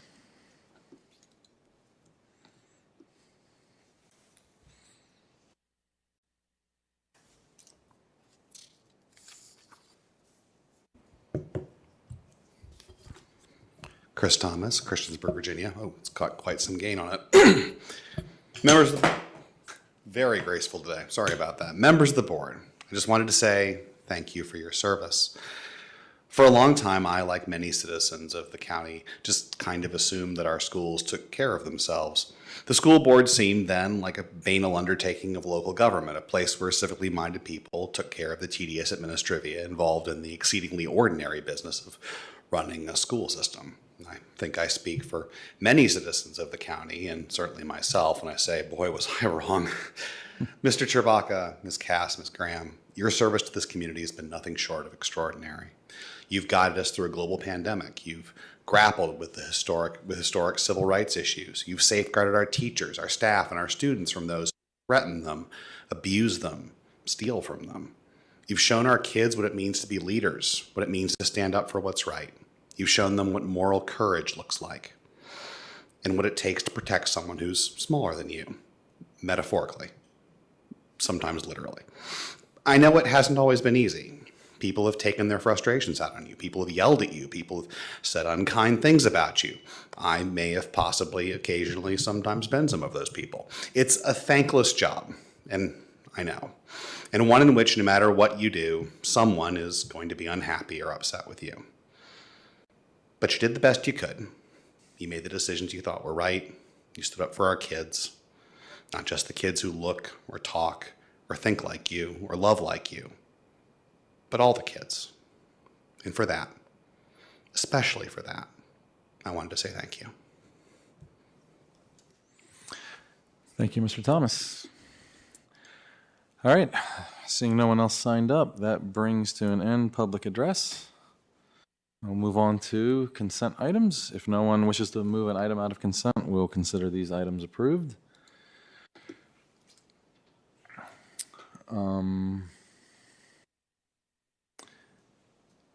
Financial reports. Do I have a motion to acknowledge receipt of the financial summary report? Second. Any discussion, board? I have a motion and a second. Ms. Osborne, when you're ready. Okay. Ms. Bond? Yes. Ms. Franklin? Yes. Ms. Graham? Yes. Mr. Hudson? Yes. Ms. Cass? Yes. Ms. Parton? Yes. Mr. Chewbacca? Yes. 7 in favor. Motion carries. Do I have a motion to approve the payment of the bills as presented? So moved. Second. Motion and a second. Any discussion, board? Ms. Bond? Ms. Franklin? Yes. Ms. Graham? Yes. Mr. Hudson? Yes. Ms. Cass? Yes.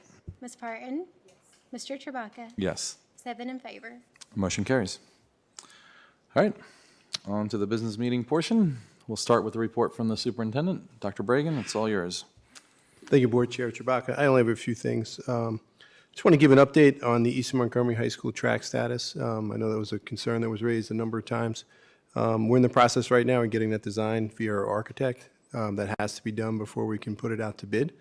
And hopefully that'll be done fairly quickly. And we'll put it out to bid. We'll get bids come back in, hopefully at a fairly low price, and we'll bring it to the board for approval and move forward.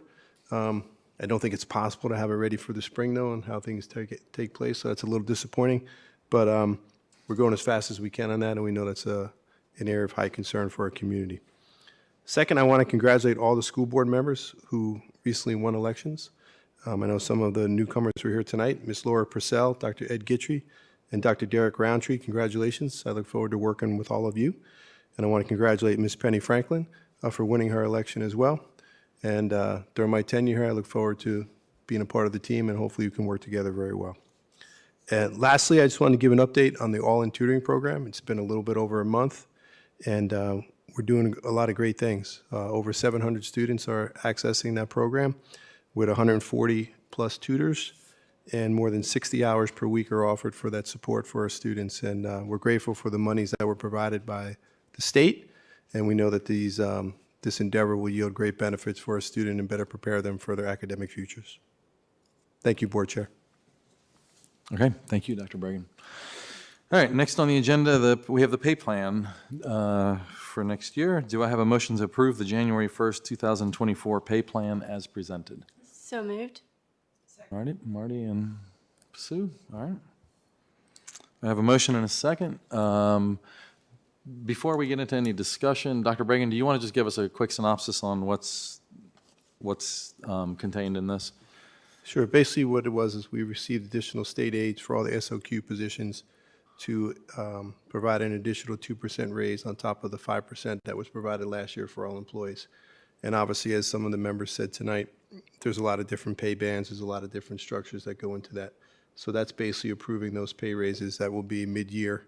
So they'll be starting effective, halfway through the year for all the employees. Some employees start at different times, and there's some logistics in regards to how we would actually pay those. But that's basically the 2% annual raise that was approved by the state for all the SOQ positions.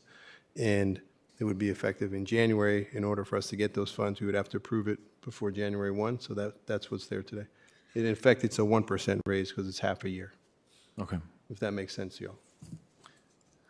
But on an annual basis, 2%. 2%, Yeah. but the actual Yeah. dollar amount is equivalent to 1% on Sure. an annual basis because it's half a year. Okay. Board, is there any discussion, any questions? Yeah. So I thank you for pointing out that it's just a 1% raise because it's just not enough. When I was looking over that budget request for the pay scales, I got to the point where I had to just put it down. Because as we've heard tonight, our employees are not compensated at the level that they need to be.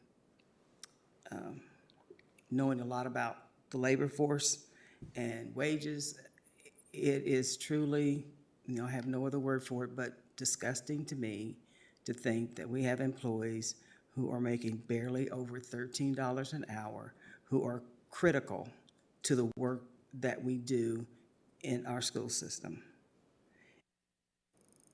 We are headed into a budget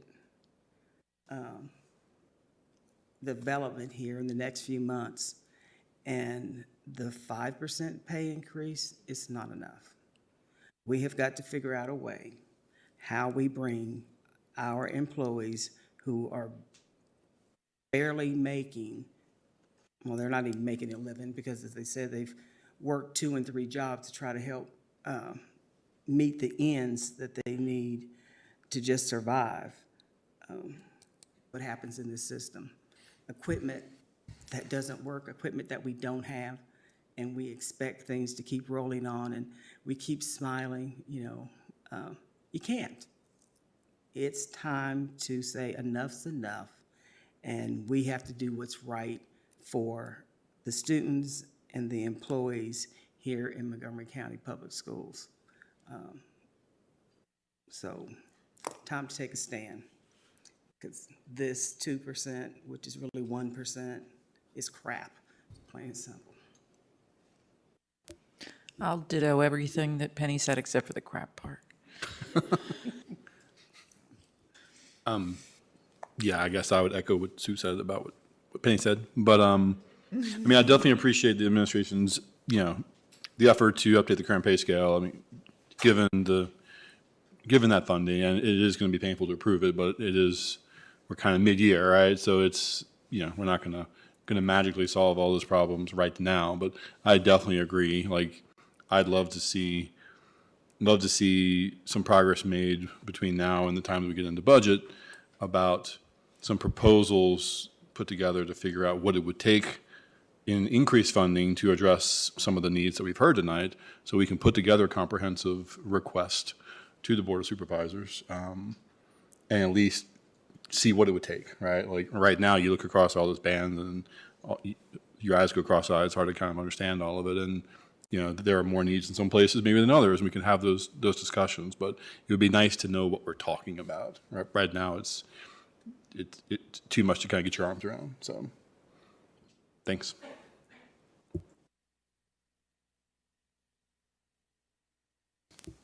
Anyone else, board? So, just so I understand, this basically amends this year's current budget, the 23-24 budget, correct? Correct. When we passed that budget, did I hear you say it was on top of was it 5%? Last year was 5%. Last year. Yep. So does this 1%, does this 2% for the year then bring it up to a total of 7% then? Correct. For Okay. next year. Yeah. So, I mean, obviously, I assume we're all going to, well, most of us probably, or all of us will vote for this. I mean, I think I've always, anytime the state has given us SOQ money, it always ends up costing us something, but it's still better bang for the buck. I think when I attended the delegate assembly at VSBA in place of Ms. Parton, who couldn't attend, that was one of the things that has come up. And I think every system in the state is dealing with this issue of the state essentially underfunding schools, and we've talked about that a lot. I do think that there have been times that we have taken steps as a board to adjust salary scales for certain groups, and I think that we've done a pretty good job for, you know, especially for the classified staff or the certified staff, right? For teachers, you know, when I look at the scales, I did some math on this a few months ago, demonstrating that, you know, the value of the VRS retirement money, you know, especially if you stay for a good 20, 30 years, you know, could be upwards of $10,000 to $20,000 a year extra. So you tack that on to some of these salaries, and I think we're doing pretty good there. You know, when I first came on the board, there was that, we did a couple rounds of the, I can't remember the name of it. It was, Well, it was because they supplanted the VRS money and we had to add no, that's not, that's not what I'm talking about. We did a salary study, that's what it was. Oh, I can't, salary study. Green something, it had a name. And we did a salary study where we, you know, went through, I mean, these small raises I think help, but then from time to time we need to do something bigger. From time to time, obviously the state needs to do more and they need to do bigger stuff, especially when we're dealing with inflation like we have been in the last few years. So I do think that we do, or the next board needs to look at that. I would encourage probably them to work with the administration to basically put it in small pieces. Like listening to the employee groups today, some of them, for example, the bus drivers, were asking for more pay but also for benefits. And really it was more the benefits that they wanted. So what's the cost of more pay for bus drivers? What's the cost of more benefits? You probably can't do both, but you might be able to do one or the other.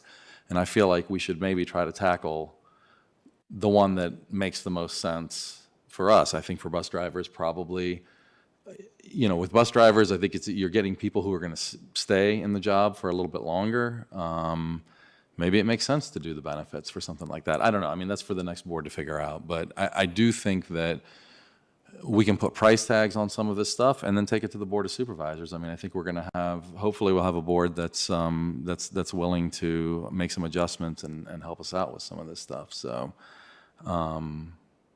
we can't do everything at once, but I do think that doing small things like this when we can is absolutely the right thing to do. Just on that note, Board Chair, if I can make a comment. Yeah, please. You know, myself and the administrative team and Dr. Whitaker's team, you know, we're working hard to see what we can do.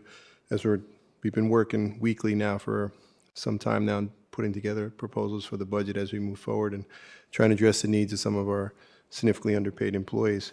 But I think this board should take solace in the fact that, and sometimes it gets forgotten, that in last year's budget, there was a $600,000 increase for classified staff to bring them up to par for where they should be and getting paid one-to-one for the years of service. And even though the Board of Supervisors reduced our ask by a significant amount, this school board chose to make sure that stayed in there and make sure that we at least made some progress toward those things that they're asking for. And you all should be commended for that. So I just wanted to say that. Thank you, So Dr. let me be Reagan. clear. I am not celebrating what we have done in the past. I'm talking about what we've got to do in the future. Even our supervisors have, in the past, given us funds to help us keep us moving forward. But the bottom line is the world is getting more expensive, and it costs more for folks to be able to live. So we have got to push harder, because as we're going to see in our personnel update, we are not moving forward with getting people to stay and come to Montgomery County in key positions. And that's across the state and across the county and across the country. This is happening because education is just not valued.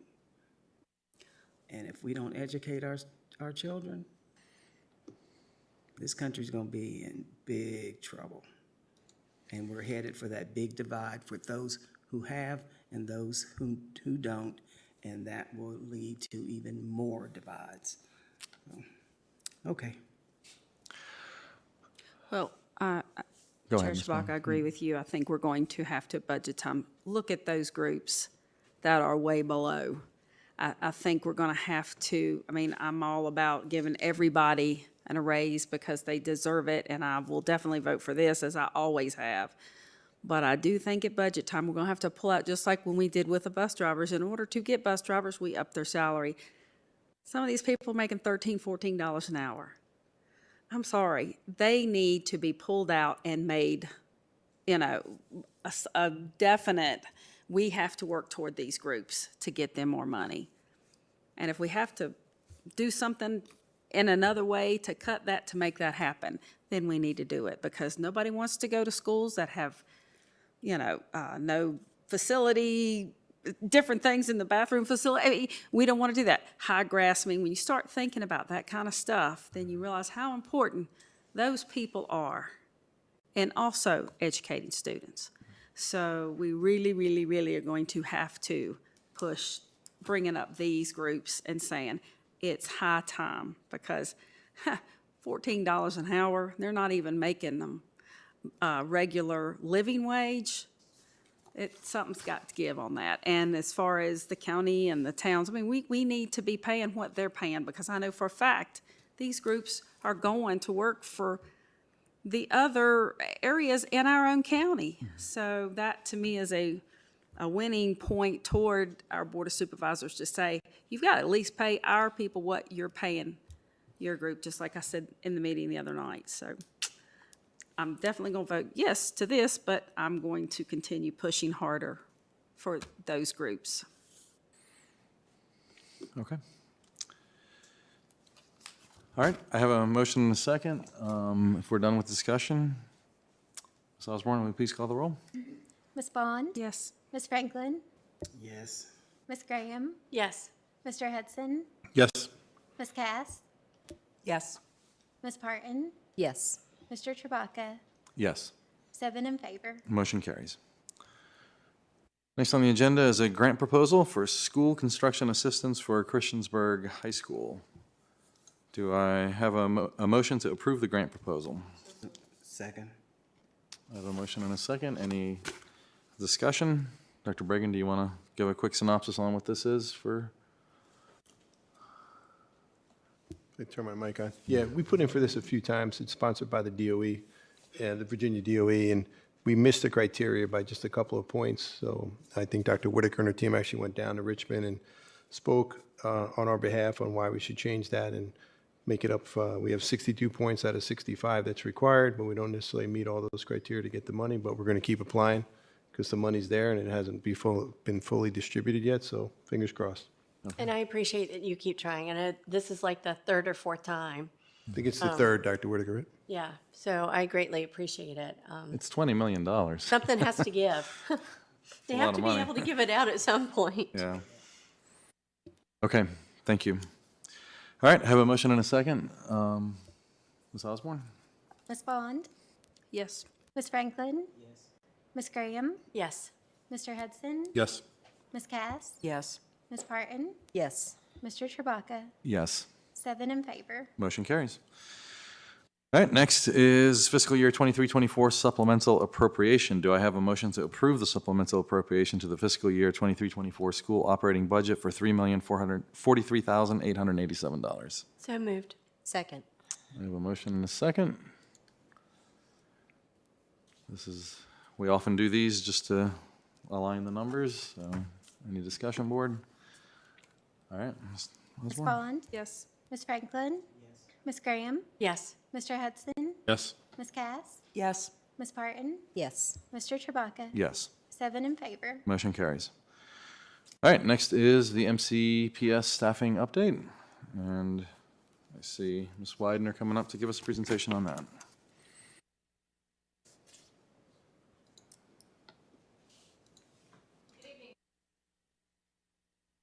The December staffing update to go over with you. We'll begin with a comparison of where we are this month to where we were in November, the end of November 2022. So you can see some similarities. We have slightly more vacancies in most of our areas, and I'm going to go over all of those specifically with you tonight. So again, that's our yearly comparison. This is our monthly comparison, our comparison to where we were at the end of October versus where we are now. So you can see we have made some movement, some progress in some of those areas. And again, I'll be talking specifically about each of those categories so you can see, where we've made movement and where we still have vacancies. We'll begin with our certified vacancies in the area of administration. So we are now down to 2 vacancies in our administrators. We have filled our Assistant Director of HR position. Many of you met Dr. Tom Brewster tonight, who started on Tuesday. We're grateful to have that position filled. We are currently accepting applications for our 10-month Special Education Coordinator position, and we do have a candidate recommended for our Coordinator of Communications and Public Relations. So we hope to have that position filled very soon as well. Moving on to our elementary vacancies. These are similar to what you saw last month. We have made some changes. I think probably the most notable one on there is we have a new counselor at Eastern Montgomery Elementary School who just recently started. In our other positions there, we still have long-term subs in place. We do have some candidates that we've recommended for 2 of the special education positions. We're just waiting to determine when those individuals will be available to get started. And then we continue to contract out for our speech language pathologists and school psychologists. And we do have 2 candidates recommended for our gifted resource teacher positions. In secondary, again, similar to where we were a month ago, our special education teacher position that is open at CMS, we are in the hiring process there. But again, we're continuing to utilize long-term subs and to accept applications. We're hopeful that with, we have students at universities finishing up at Radford and Tech, that there may be some new applicants that we're on the lookout for here during this month. That's the certified side, so now we'll go on and look at our classified employee vacancies in our facilities department. We're still looking for applicants or accepting applications for HVAC and grounds maintenance positions. We had a recent position open right before the Thanksgiving break, our construction project manager position. That is now open, so that's been posted. So hopefully we'll be reviewing applications for that soon. And in our technology department, we do have a candidate recommended for our open computer technician. So we've made a little progress there. In our transportation department, we are down to 1 vacancy for bus drivers. So we filled one of our 4.25-hour positions recently. So we still have 1 6.5-hour position. And that is a position that comes with benefits. So I'm hoping there will be interested applicants out there and we'll be able to fill that soon. And again, we continue to look for mechanics and bus aides. Other classified openings were in the hiring process for 2 administrative assistant positions at the school board.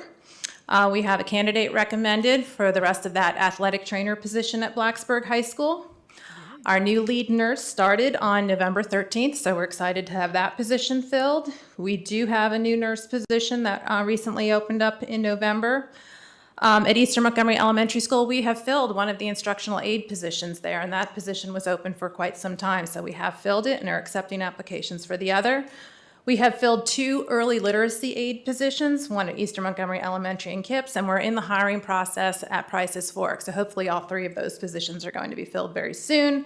And with our special education aides, we have filled 2 positions. So we have reduced our vacancies there from 7 to 5. Lunch recess aides, we have a candidate recommended for Eastern Montgomery Elementary School and are still looking to fill positions at Harding and KIPS. Accepting applications for the lunch and recess aid at CES and GLES. We have a candidate recommended for our ISS aid position at Shawsville Middle School. And I'm very excited to update you that we've made a lot of progress in the area of filling custodian positions. Last time when I spoke to you, we had 14 vacancies. We have significantly reduced that number. As you'll see, we have filled 2 of the elementary positions, and then we have 2 additional candidates who are being recommended. So once those are filled, we will only have 1 elementary custodian vacancy. At the secondary level, we have filled a number of positions there as well. You notice we filled 2 at BHS, 1 at BMS, and then we have candidates recommended for several other positions. So once those are completed and filled, we'll only have 1 secondary custodial position. So I just want to applaud the efforts of Robbie Jones, our custodial manager, who has been extremely diligent in reviewing applications on a daily basis and taking the time to interview those applicants. Her hard work has helped us fill those positions. I also want to say that we have extended our efforts to address the shortages that we've been dealing with in terms of our custodial positions. As you know, we have tapped our own custodians to work overtime. Many of them are working overtime on the weekends to keep our buildings clean. This week, we extended that opportunity to all of our staff, and we've had a tremendous response. Just today, we've offered the opportunity for people to work on the weekends or in the evenings, even if it's just 2 hours a week. And just today, we had 50 employees respond with interest for that opportunity. So we're very excited about that. Here's our substitute fill rate information, and you'll notice there's a lot more data on the chart because you had asked for some more specific information. So what I've given you here are fill rates for our teachers and aides, broken down by the last 3 months. But then I've given you very specific numbers. This slide shows the strands. So if we look at it by strand, you can see some of the differences. And just so you understand what you're reading there, if you look at, for example, the Auburn strand under teachers, that means that in the month of September, that first box that you see there, there were 241 positions filled in that month. So that was a 93% fill rate. That meant there were 19 positions that went unfilled that month with a 7% unfilled rate. So again, that gives you more specific information. And if you want to just kind of look at the trends we see, you will see that the Eastern Montgomery strand does have a lower fill rate, pretty steady, 72, 73% for teachers, and then as low as 26% for aides, 37, 33% in November. So in Eastern Montgomery, we are seeing a lower fill rate for our substitutes. So one of our efforts we are initiating to address that is all of our buildings have a designated sub, so we are going to put an additional designated sub in our Eastern Montgomery schools, the high school, the middle school, as well as the elementary school. So we're in the process of filling those, and we hope that that will help improve the fill rate in those strands. So would that, for example, using September as an example, you had 54 unfilled positions. Mm-hmm. Having somebody there as a And that's over the designated- course of the whole month. Correct. So would I expect to see that go down if you again, I know it's not exact, but using this number, I would expect for about 20, I'd expect that number to come down by about 20 or 25. Okay. And again, sometimes we see an uptick in people available in subs in January because, again, with college graduation, sometimes we have a new pool of graduates out there who, even in their transition and trying to find a more permanent career job, they want to do things like substitute. So we're hopeful we may. We have 18 substitutes coming, new substitutes coming to orientation next Wednesday. So this is just another look at substitute fill rate. So this is broken down by level. So again, you can see our fill rates in elementary schools versus middle schools versus high schools. Fairly similar. Our elementary fill rate is slightly higher than our secondary. But again, you can see the significant difference between the fill rate for teachers versus aides. So I hope that information is helpful to you. I know we have permanent subs at our elementary schools. Do we have that for secondary and? So what we call the designated subs, yes. So we do. We hire a designated sub for every building. Every building. Yes, Okay. and we Thank found you. that to be very helpful. Yes, thank you very much.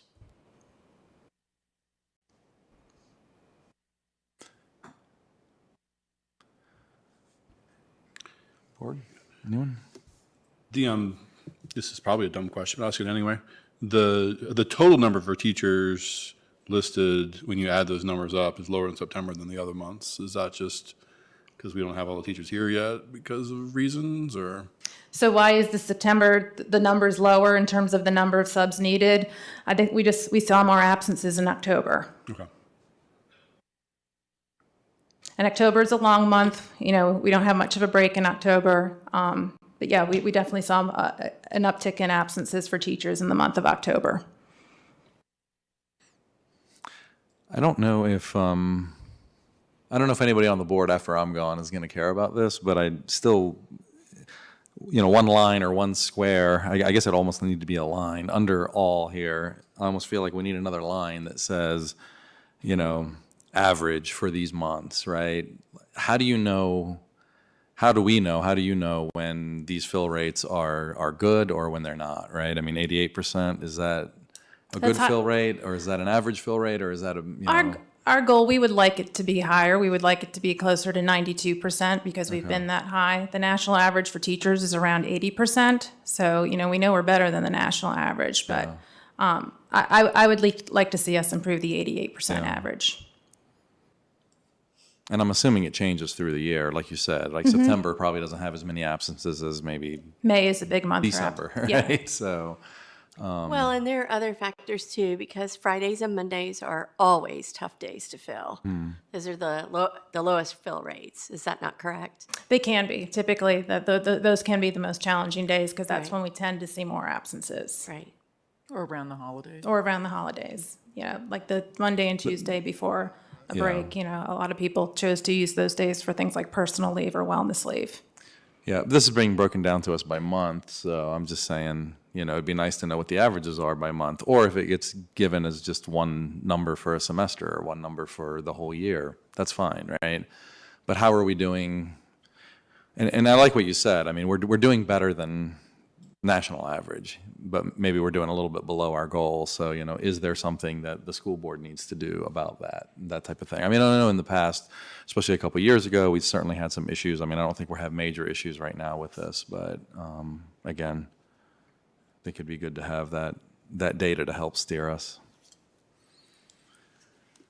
Okay. So, first, I've been saying for the last several years how our HR department has been creative about trying to meet our needs as far as staffing.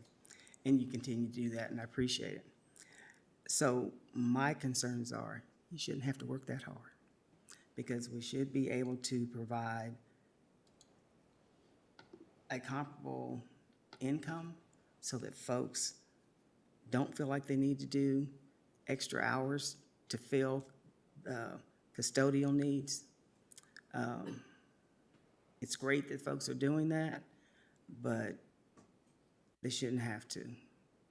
And we shouldn't have to get that creative into making sure that our buildings are clean in all of our staffing. So please don't take my comments, HR department, as being negative toward the work that you do, because I know that department has been working hard for many years to do wonderful things, but we have to do better when it comes to how we compensate our employees, how we treat our employees with not having the equipment that they need to do the work that we ask them to do. So thank you. I do want to say, a great job on the custodian hires. That's certainly one that I've been watching, particularly at BHS. That's super great news to see that those are close to being filled. I guess once all those positions get filled, particularly the ones at BHS, would those temporary programs that you've put in place, would those retire at that point, or would you still see a need to have those? You talking about like the initiative we started this week? Yeah. I mean, we put in that place as with the intention that it'll be temporary. Okay. So I think the goal would be hopefully over time we fill all those positions and retain those people so that we wouldn't have a need. Okay. So it was designed as a temporary measure. Roger. Thanks.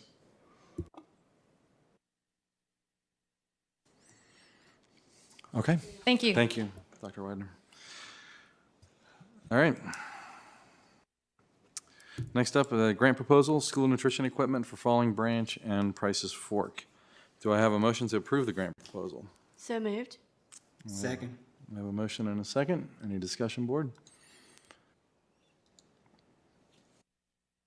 Okay. Okay. Ms. Bond? Yes. Ms. Franklin? Yes. Ms. Graham? Yes. Mr. Hudson? Yes. Ms. Cass? Yes. Ms. Parton? Yes. Mr. Chewbacca? Yes. 7 in favor. Motion carries. Next up, we have a school nutrition update.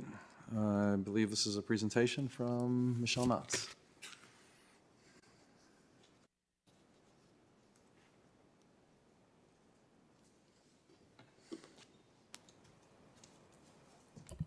Good evening again. Michelle Knotts, Supervisor of School Nutrition.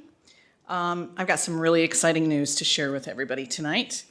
I'd like to introduce to you the CACFP program. It stands for Child and Adult Care Food Program. So an overview of this program, there's 2 requirements. We need to have a free and reduced percentage of 50% or more, and we must offer a regularly scheduled after-school academic or enrichment program. So when the initiative came down from the governor and we started our all-in tutoring, kind of a light bulb moment, and it was like, wow, we've got a after-school enrichment regularly scheduled program. And then we honed in on the schools that would qualify, and we'll get to that in just a minute. So what happens if a school qualifies for CACFP? That means that all students receive what's called a super snack. It is called the supper program, but they're kind of getting away from that term and using the term super snack. And that's while they're participating in that after-school tutoring program. Our super snacks can be claimed monthly at a reimbursable rate, a very handsome rate of $4.25 per snack. Our qualifying schools are Eastmont Elementary School, Shawsville Middle School. Both of those, again, have 50% or more. And then we were also able to include Christiansburg Primary School, Christiansburg Elementary, and Christiansburg Middle School. And the reason why we were able to include those is because Montgomery Central has a 50% or more free and reduced percentage. We were able to look at the attendance zones, and I worked with our rep from the VDOE, and what she said is, Michelle, think of Montgomery Central as a residential house. If there were students or if there was children there, what schools would they attend? And those schools would then can qualify for this program as well.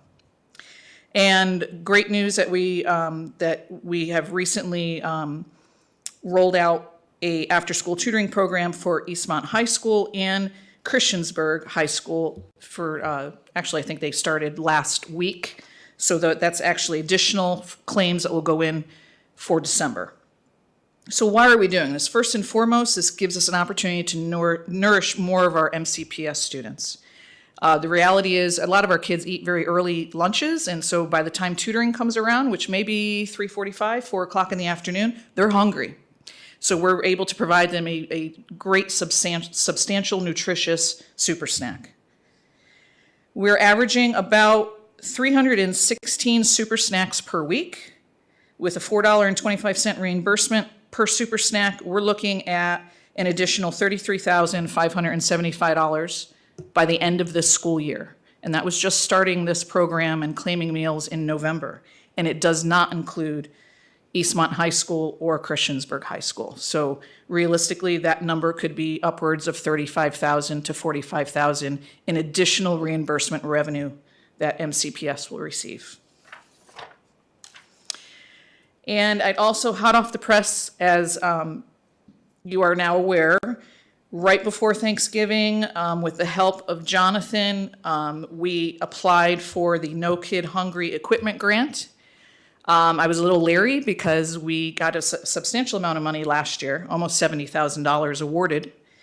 But we went for it anyway. I asked for $77,000, and I was just elated to find out last week that we were awarded $40,000. So that $40,000, this funding will be used towards the purchase of 2 double-stack combi ovens or combination ovens for Falling Branch Elementary School. Very much needed. This school is one of our CEP schools, or a recent CEP school. They have tripled their numbers in breakfast. They have doubled their numbers in lunch. And these will greatly, greatly help that team to keep up with the demand.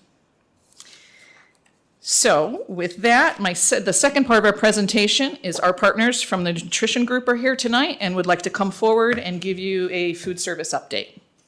Thank you. Thank you.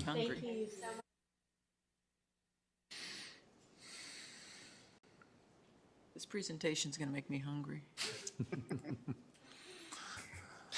Good evening, Chair Chewbacca, Dr. Bragan, Dr. Whitaker, and of course, members of the board. Welcome to your December food service report. My name is Chuck Davis, Regional Manager of the Nutrition Group, and I'd like to first introduce you to our Nutrition Group operations team that, of course, we have here in the district.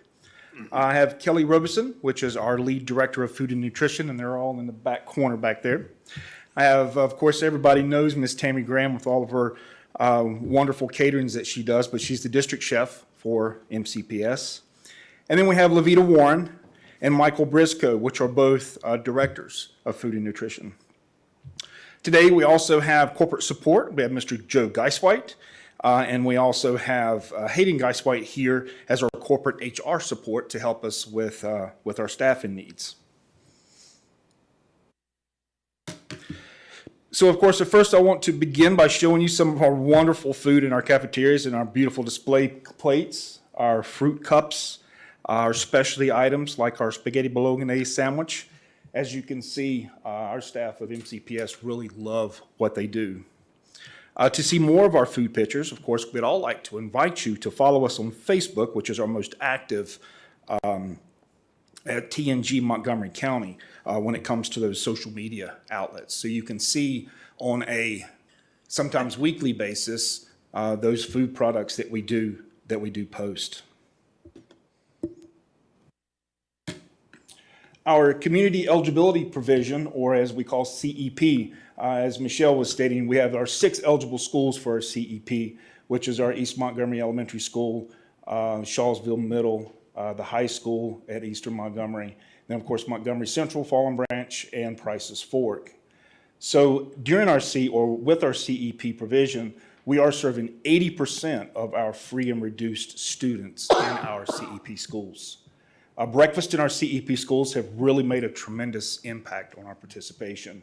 And of course, thank you to those CEP principals like Mr. Keith at Shawsville Middle, who is out in the hallway telling our students, go eat breakfast, go eat breakfast, go eat breakfast, because that really helps out, and it really helps out our numbers. And of course, as my mom always used to say, breakfast is certainly brain food. So here's our November results. Now, November results are from last year, 22, and then of course to 23. So what a difference a year makes. All of our CEP schools are in the green for both breakfast and lunch. And this, of course, by way of November. And breakfast, as you can see, is our largest increase in participation. Kids are really eating breakfast this year. And then, of course, our events that we had for during November. As you can see, we did have Thanksgiving, all of our secondary schools and elementary schools, separating those out in days. And then, of course, our Thanksgiving meals at Fallen Branch in conjunction with our Veterans Day celebration. So if you look at the bottom left-hand corner, that's Miss Shelby Main dressed up in her red, white, and blue by also serving our veterans at Fallen Branch. So that's also some wonderful Thanksgiving meals, as you can see. Here's some more examples of caring people, providing great food. Top left-hand corner, that is a cheeseburger pizza, and then we have our fruit and vegetable bar. We also have a plate there from Christiansburg Elementary School, and then, of course, our fruit and vegetables. And then that on to the right, that is our pizzas that we serve at Auburn High School. So wonderful food there. For our trendy new products, we added some items. We added some muffin flats and some teriyaki dumplings. Those are just a few of the things that we added, or new items, and those were determined by the students at Christiansburg High School. So customer engagement is very important to the nutrition group. Student taste testings is one of our favorite methods to determine how their new items are going to be added to the upcoming school year. So why not let our students tell us what they want and what they enjoy? We celebrated our new dumplings this year by having an action station at Auburn High School, using both, using both an orange and a teriyaki sauce. Great news to those Blacksburg High School. Of course, their voice matters. So why not let the students of Blacksburg High School also help us decide on what we're adding? So this year, on January the 12th, we will have our third student tasting here in Montgomery County at Blacksburg High School. So we've trying to hit everyone, if you will. And then, of course, as all has stated today, this is our staffing update. So why is Hayden here from our corporate support? Hayden is here to help support, create that game plan for our staffing members here today and, of course, moving forward. Currently, we do have 13 open positions. And as you can see, just like Michelle said, we have 13 open positions, but our part is 90. Of those 13 positions, we'd like to have 10 cooks and servers and 3 substitute managers. And we do start all of our new substitute managers out at $16 an hour. We start all of our other folks at $13 an hour. Here's a program that I'm super excited about. We can use student workers. So through the nutrition group, we have a grant program. So for students that work at MCPS cafeterias, they may qualify for a student grant up to $5,000. You must work at least 3 months of the year and be employed at the end of the year. Now, what's great is students can work either before or after school in order to qualify for the grant itself. And lastly, I want you guys to meet Merritt. Merritt was one of our interns that we had from Blacksburg High School. She is our 11th intern in 4 years that we've used from Virginia Tech, that Nutrition Group has hosted from Virginia Tech's Department of Human Nutrition, Foods, and Exercise. Most working towards a master's degree in dietetics. Here she's completing her theme meal project for the staff at Christiansburg High School using, of course, a taco bar. And our 12th intern is to start with us in January.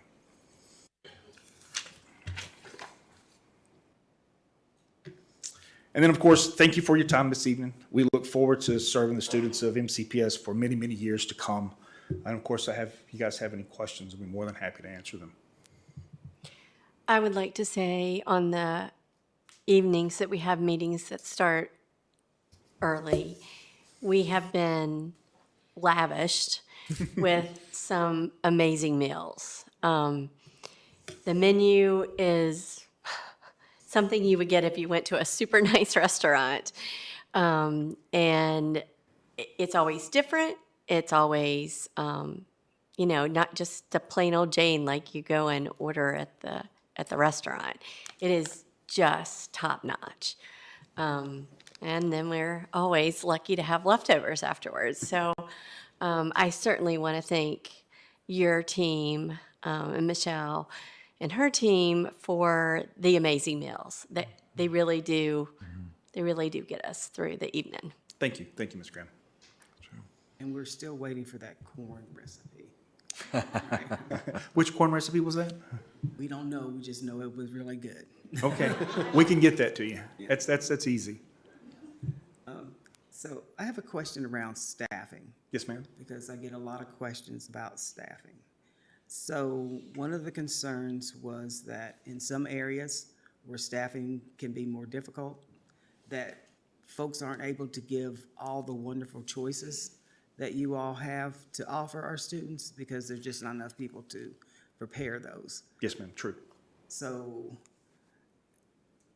for me, it becomes an equity issue with our students. And trying to get folks, just like I say, on our end, paying folks $16 and $13 an hour does not bring them in. So it's your company, but it's our students. So I hope that we can do better by our employees and your employees. Thank you. Yes, ma'am. Anyone else? Board? Thank Okay. you so much. Thank you so much. for your Appreciate time. it. Thank you. All right. Last part of the business meeting, we have collective bargaining discussion or an update on the agenda. It'd been a while, I think, since we've done anything public facing, and this being the getting to the end of the year, end of the quarter, felt it was at least time for an update since there had been some movement behind the scenes. So, Dr. Bragan, you want me to take a crack at this, or would you like to do it? It is your last meeting, board chair. Let's give it a shot. Give it a shot. So, as the board remembers, we did, I guess initially we had wanted the administration to sit down with the MCEA and begin the discussions and the negotiations then, the thinking being that it'd just be too many meetings to have a back and forth with the whole board. It would be more efficient to do it that way. And of course, they came back with something, and then we had a ton of questions about it. So then we realized, oh, we should really sit down with the MCEA first and have a meeting with them. And so we did sit down with them. At least a month ago or more, right? Month and a half maybe ago, that we sat down, went over. I mean, there was some legwork that was already done, so that was good. I think the asks were fairly reasonable, and I think we came up with an agreement, at least in principle, on what it was that we wanted to do moving forward. Of course, none of us are lawyers, and so the way that the thing was written was, not in the best way that it should be for a legal agreement. And so then that agreement got sent back to our legal counsel for review and for updating of the language. And I think there's been maybe you can fill in some of this. I think there's been maybe some discussion between you, the legal counsel, and the MCEA on that. And I think we're at a point where we're close to having a draft agreement. I'm sorry, go ahead. The draft agreement right now is with the board counsel, who was trying to get it to us for tonight to talk about and discuss, but I didn't get that before the meeting. Yeah. They're also working with the MCA attorney together, so they have each other's information. They're going back and forth, and at some point, when we get the agreement put into legalese is really what they're doing. I think we tentatively agreed on the items that we negotiated, but it wasn't in legal parlance, I guess. Correct. It needs to be in. So once they do that, it'll go to the MCA attorney. The MCA group will vote, and if they ratify it, we bring it back to the school board for approval. Correct. So it's not something we can, I suppose we could vote on it, but we'd probably have to vote on it again. So we don't really vote on it until it's been ratified by the MCEA. But we will have an opportunity. I think when they get it, we probably publish it, make it public so everybody can see it and get input. So that's where we are. I don't think, I can't tell you exactly what that timing is going to be. I mean, normally I don't know that it would be a really big deal, except that some of us have been working on this for 2 years, and we were hoping, I think, to see it through till the end, and I think that's in question at this point, unless we happen to get the final legalese version by the end of the week, which I don't think that we're going to, I don't expect that to happen, but if it was the will of the board, and if that happened, we could certainly consider taking care of it before the end of the year if there was enough time for review. But that's where we are. So I think there's also a good chance that this is something that the next board will have to take up. So that's the update on collective bargaining. I'll open it up to the board if they have any questions or any discussion on that. I have a question about it coming back to the board for a vote. So is that more of a certification that there was a a vote, ratification meeting by the members, and similar to what our General Assembly and our legislators in DC, if someone doesn't overrun them, to certify that the election did happen and these were the results, similar to what we did when they took the vote as to whether they wanted to be represented.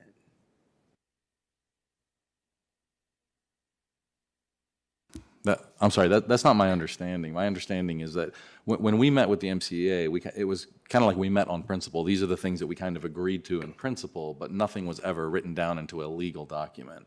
So the process that's been happening behind the scenes with the lawyers is getting those things that we agreed on in principle into a legal document. It's as if we, to use the imperfect analogy of policy changes. If we sit down with Dr. Bragan and talk about a policy change, say this is what we want, the staff still has to go off and put it in exact wording. Now, if there was a miscommunication and we read that and we say, oh wait, this isn't what we agreed to, then we wouldn't vote for it. We would make changes, right? So the same thing here. This is in principle we agreed to these things. Let's go get it all, in proper format and legalese, and then it comes back to us as a legal document, and if we vote to approve it, then I think it becomes the agreement between us and the MCEA, legally enforceable. My understanding is both sides have to formally approve the document when Correct. it comes into the final iteration. We could do it first, but then if the association doesn't ratify it, it's kind of a moot point. Exactly. So that was why the procedure, they said that the MCA would ratify it first. If they did get the votes to ratify it, I'm assuming they would. If they did, then it comes back to the board to approve. So both sides formally approve the document, then it becomes in effect. Okay. That's my understanding. Correct. That's my understanding as well. I hear what you're saying about both sides having to, agree to what the document is, but it takes a lot more effort for the membership to vote than it does for us to vote. So having us vote on it first, because if we vote no and they have taken a vote to ratify, then it has to start all over again. If we vote on it to say yay or nay, then send it to them, there's less effort on their side if something doesn't work out right. That makes total sense to me, and in my previous experience, that is what we did. This is what I was told here, but I could follow up with the attorneys on that. Well, sometimes these attorneys, don't know what reality is for us, and you know how I feel about them not dealing with reality in their legal stuff, because it would make much more sense for us to vote and then have them vote, because it takes a lot more effort and time on that end than on this end. The other problem, I think, with us voting first is that then we lock it in, and when we go back and, giving them a chance to tweak anything or anything like that, which we have the benefit of having Dr. Bragan doing some of that on our behalf, we lose some of that. So I think that was another one of the... No, it should have already been tweaked from your analysis just a few minutes ago.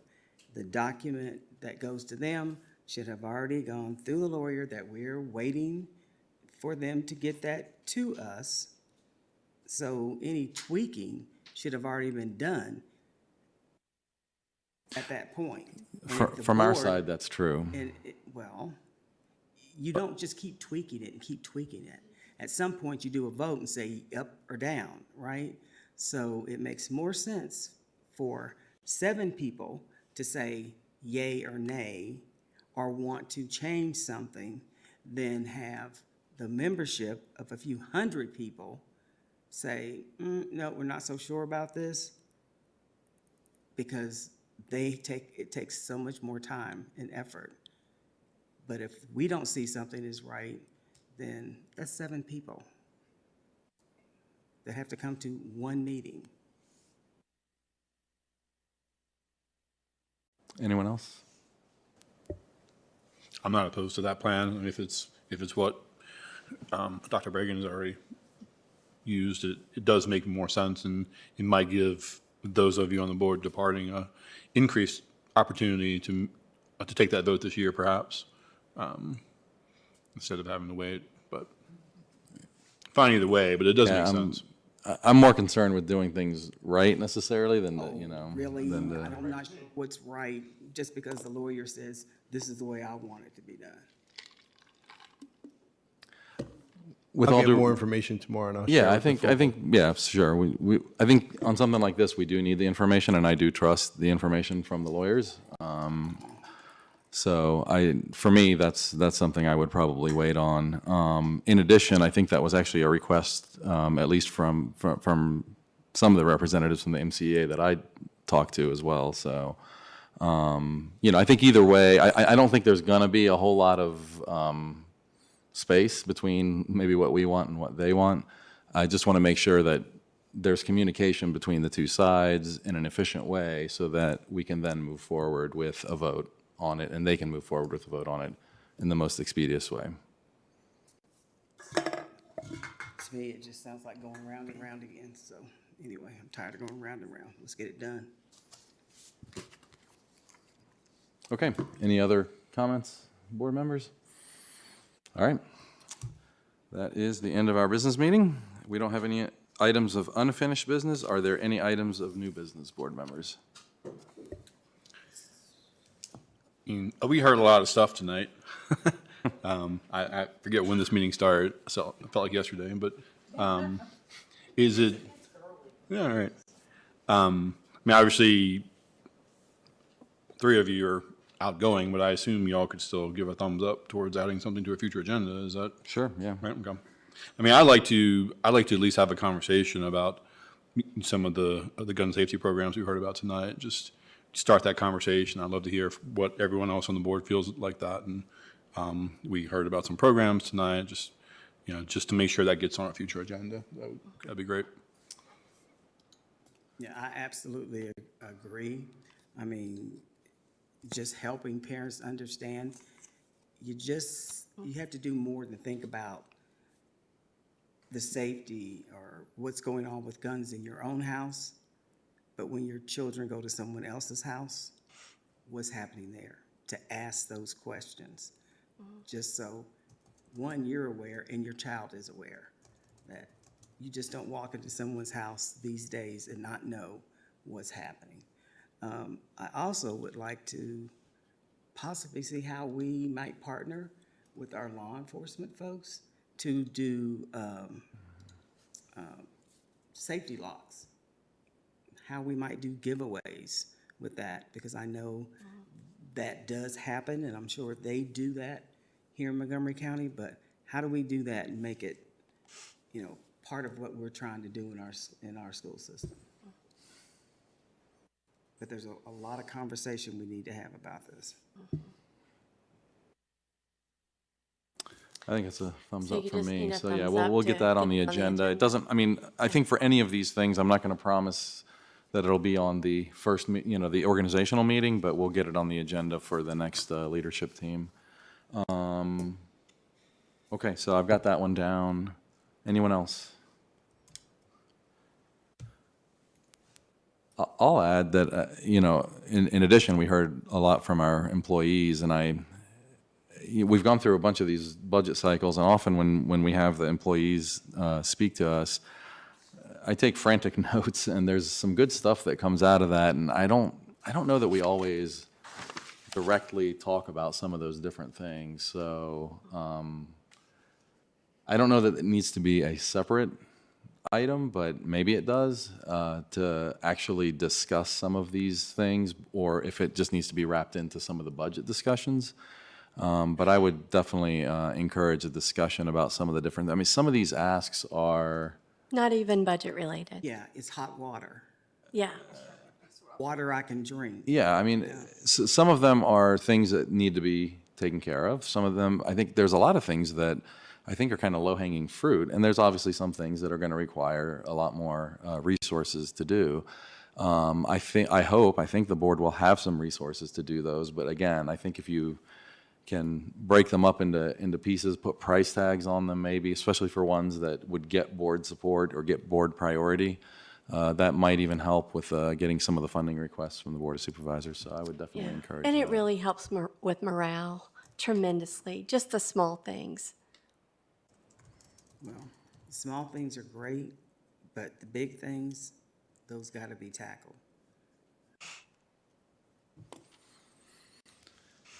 Okay, anything else? All right. On to announcements and information. Any announcements or information, Board? May I say just a few parting words? Go ahead. I would like to thank first the Montgomery County Educational Foundation for a wonderful awards ceremony last night.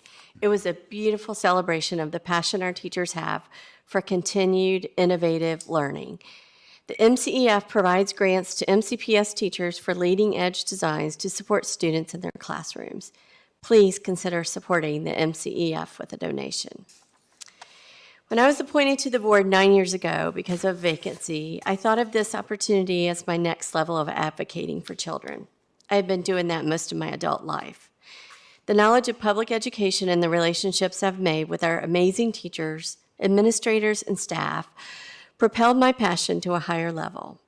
While I live in District E, my decisions were always grounded in research and data and based on the philosophy of what is best for all of our children and not politics. I'm humbled by the work our staff performs daily to ensure the students in Montgomery County are educated, fed, transported, supported, mentored, and kept safe. I have learned a tremendous amount regarding what is required by our staff daily to meet the state and federal policies and law requirements. I've seen many inspiring changes and additions at MCPS in my 9 years on the board, but there will always be continued reevaluation to ensure we're meeting the constant and quickly changing needs of our students and staff. The education and especially the mental health needs of our students have grown exponentially in the last several years. We have to adjust how we best nurture and support them as a whole person. There are many things at the state level that need to be reevaluated as public schools are grossly underfunded. The 40-year-old calculation tool that the state uses to provide funding to school division first calculates the division staffing needs and then estimates the cost of staff. According to an independent study in July of 2023 called the JLARC study, the discrepancy between these formula calculations and the actual expenditures of school divisions rose to $6.6 billion in 2021. I strongly encourage everyone to reach out to your General Assembly representative and advocate for appropriate and up-to-date funding that better matches the current cost of educating and providing the needed services to meet current and future needs of our students. I also want to encourage the community to volunteer in your schools. The difference you can make is immeasurable. We have an exceptional school division, and I'm energized by the incoming board members and the knowledge and passion they will bring to the board. Thank you for giving me the opportunity to serve on this school board. Thank you, Marty. Can I follow Please. Marty? So I did not prepare something as eloquent as Marty's. As a matter of fact, I didn't prepare anything. So I'm just going to talk off the cuff, and I'm not going to say a whole lot. I'm going to, no. Yeah, exactly. I want to thank all my fellow board members for their support and their patience. I haven't always been the easiest to get along with, and we've had our moments, but I kid around about when is my last meeting finally going to be? But I will miss this group, and I think that we've had our ups and our downs, but I think over the past couple of years we've really gelled and have really listened to each other and worked with each other. And yes, we still continue to have our differences, but we are doing it in a way that we are really thinking about our students and our staff and our school system and our community. And I'm just I'm proud to have been a part of this group. It's only 4 years. Sometimes it feels like it's been a very long time. And then sometimes it feels like it was just yesterday that it all started, probably because I spent 2 years at home for COVID. But I'm proud of the platforms I've supported, even though it brought up a lot of angst. The COVID safety measures and keeping our staff and our students safe, transgender rights. I've learned quite a bit about our students, and I've been so impressed with those who come to speak at our meetings. And sometimes I'm just amazed at what they seem to grasp better than many adults I know. Concerns over our English language arts program that I've helped address, our collective bargaining, and probably one of my biggest accomplishments was overseeing the search for our new superintendent. And I'm very thankful for everything. I'm doing it too, Marty. Sorry. I started I am it, very sorry. thankful for everyone's support, those of you who supported, and if you didn't, oh well. But thank you, and best of luck to those of you who will be returning, and best of luck to those out there, and thank you, Laura Purcell, for taking on my District F.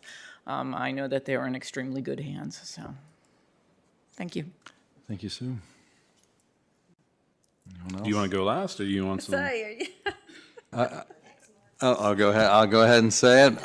So I started this. Are you going to board- cry? What's that? Are you going to cry? I might. Oh, okay. I started the school board journey about 8 years ago with kind of a dual commitment, I think, to do things. Thank you. To do things in a smart way and to do things in the right way. And I think smart means arming yourself with knowledge that brings best practices, new practices, innovation to bear on the operations of the school system. I think right means that you do what's morally required and fair and represent your people, and that you involve stakeholders in the decision making that you're doing. So I hope I've made good on that commitment. I hope I've helped steer the culture of the board into those directions. I know I've made mistakes along the way. We all have. I'm heartened by all the feedback that I've gotten from so many of you, from teachers, from students, from the community, and from staff. A lot's been said lately about how hard this job is, especially in the last few years with COVID. Maybe I'm going to be an outlier here, but for me, it was an absolute joy and an absolute honor to serve the people of this county. And it's also been an honor to serve along all of you, my fellow board members, including my previous board members that have rolled off, and for the staff that we have here. It's just been absolutely wonderful. It's been an honor to serve as chair this year. I thank you guys for trusting me. I hope I've lived up to your expectations. And thanks to everyone who's extended to me friendship and encouragement through all of this. I couldn't have done it without you, and it's made it an incredibly fun ride. I do look forward to seeing how the next board does. I have high hopes, and I think you guys are going to be great. I think Sue's right that the board has gelled, and I'm doing everything I can in these last few months to help carry that forward. I keep telling the 3 new board members how great you guys are, and I hope that I've been telling you 3, excuse me. I'm not crying. I'm just. I hope that I've been telling you guys how great they are too. So anyway, good luck to everybody. You guys will always have my appreciation and my support. Thank you. I'd love to start. Yeah. So I guess for me, like a lot of folks in the community, I didn't even watch school board meetings or know there was a school board until 2020, right? So I didn't know did you guys used to meet before that? I guess so. I don't know. But so for me, pretty much the only board chairs I've known are the 3 of you, right? And so it's wild that you're all going off at the same time. That's just crazy for me. So, but I was a board chair once. Okay. Yeah. Okay. But for me, it's been those 3 the whole time, right? So, yeah. I mean, certainly, I've learned a lot. I appreciate all your support. I wouldn't be here without all of your support, both campaigning and then certainly being here on the board. I've learned a lot, short amount of time, and I definitely say thank you for all that. And I'm sure I hope to see you all in the audience and give us a hard time in the future, and continue to see you out in public. So enjoy your retirement from school board. Thanks, Linwood. Are we going around or are we just jumping in? Okay, all right, well, I'm going to personalize my comments a little bit more. Okay, first off, I'm going to say thank you. It's not easy. Anybody who thinks it is needs to try it. And I think it does help when you choose to decide that, yeah, I'm done, or I'll let someone else take over the reins. But Marty, you're a gifted, talented person. I've enjoyed talking about your sewing and the different projects that you do, watching you do it. You have a talent of knowing people that I don't know. And as long as I've been on the board, because I just don't retain names and positions the way you have. And I appreciate that. It's when we are in meetings, you can always, oh, yes, I know that person. Oh, yes, I know that. And that's a gift. That's a gift. Sue? Okay, let me go there. What can I say? You know what? We don't always agree, but we've been able to leave the meeting, and I feel like I can pick up the phone and call you if I have to. And I hope you do with me as well. Just because we have a passion for what we believe doesn't make either one of us right or wrong. It just means we've got a passion for how we think about things and our opinions. And I appreciate everything you've done. And, you know, the community sometimes called us out on things, but if we had a board that all thought alike, wow, what a boring world we would have. And so the people and the things and the passions that you have, and then the passions and the items that I have, that's what fills it. So I appreciate all those things. And I wish you the very best, and if you need anything, you can call me, okay? Mark, we've been on a lot of trips together, okay? And That's true. We've had some fun. I say that professionally, okay? Yes. I mean, nothing, you know, everybody, oh my gosh, what'd you say? You know, a lot of people don't realize the personal things about us. Mm-hmm. They don't know that you're a hiker and a skier and a surfer. I mean, those are things that I've gotten to see over the years, you know, Colorado hiking and California surfing and, you know, and you're hiking and being able to talk to you about your things with my son that does those kinds of things. It's been a real joy.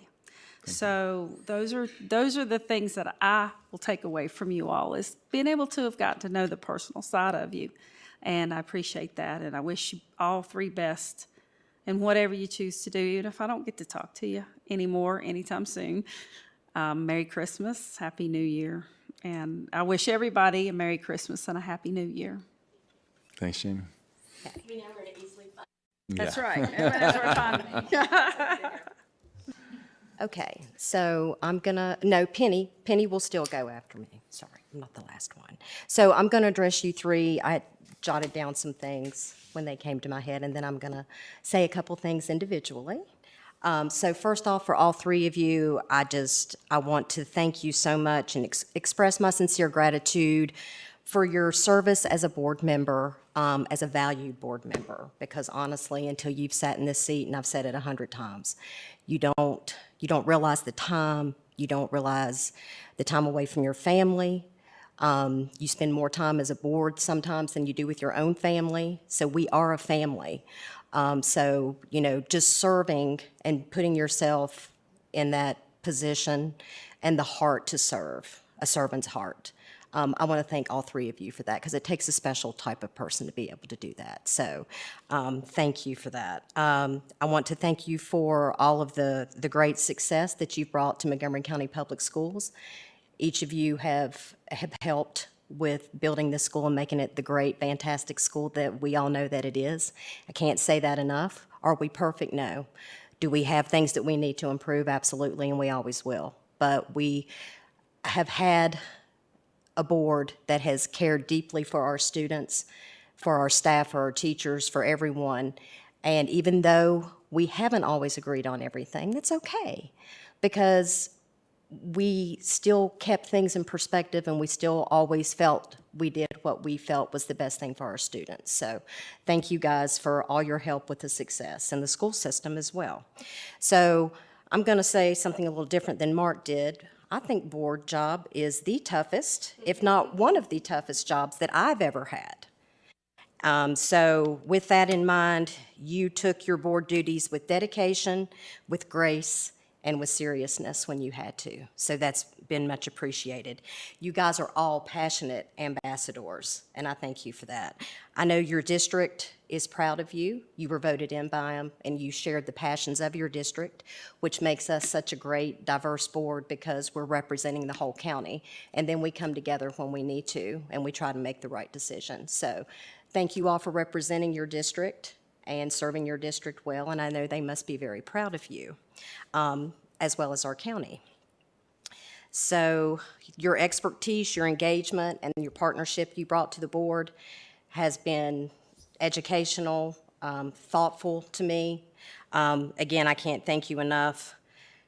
Marty, you are so passionate about our kids, about education, and just to see how you share that and you want to continually help to improve things, I can't thank you enough.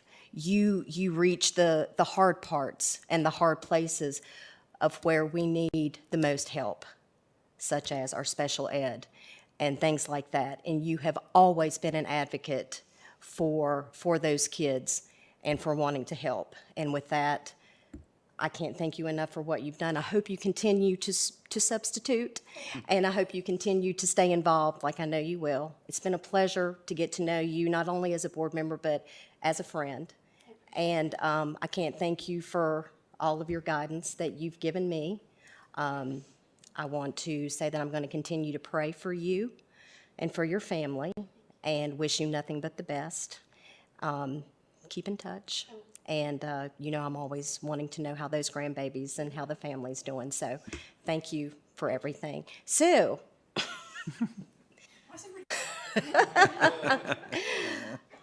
Sue, we started out great. And then we had some disputes, Excitement. we had some excitement for viewers at home and for the board. But one thing always came back to the common ground is that I think deep down, we always respected one another, even though sometimes we didn't sound like we respected one another. But as I've gotten to know you and know your family and got to know you as a person and as a friend, which I value your friendship, so thank you very much. I'm so glad that we have gotten to know each other better and our friendship has been able to get stronger, and I do truly value that. So please keep in touch with me. And I even told her in the reception, anytime she wanted to call and yell at me, feel free. So thank you again for your service, for all you do. Thank you for being an advocate for our teachers, and thank you for all the years that you put in serving as a teacher, because wow. So I just want you to know that that's much appreciated. And so you've done a lot for MCPS and for our county and your district. So thank you. Mark, I think I've worked on the board with you and Marty probably the longest of the two that have since I've been on the board. We've gotten close. We've taken long trips, me, you, and Jamie. Again, professional, but we've had a really good time together. We've learned a lot. We've gotten to know each other. We've become really good, strong friends. We've had our bonds. We kind of know we know what each other's likes, dislikes. But one thing that has always I want you to know that has meant a lot to me is that you've never judged me. You have always been respectful to me. You have always taken time to talk to me, and you have always reached out to me to see what I thought.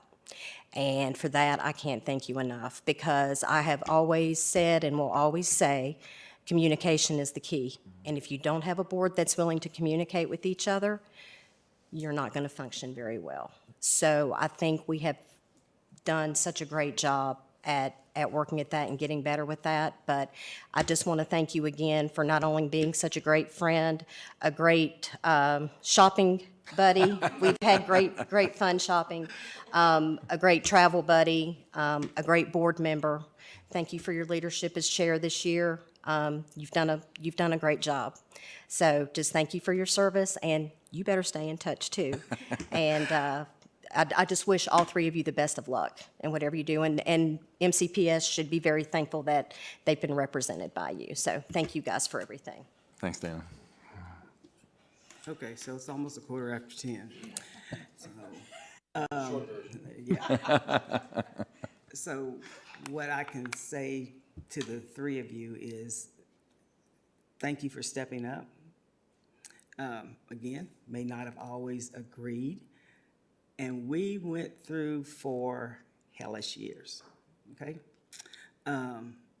But the last year and a half have been just, I can't say great, but they have been much better. We as a board have come together because quite frankly, we were not being pulled apart.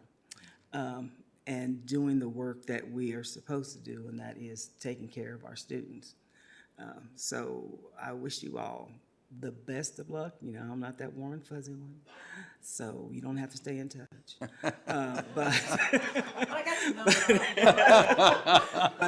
But if you,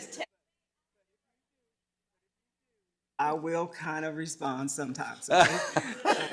So anyway, thank you, because it takes a lot, and the last 4 years have been a lot. Thanks, Penny. We're going to invite you out to coffee every week. Oh, yeah. That works, yeah. All right.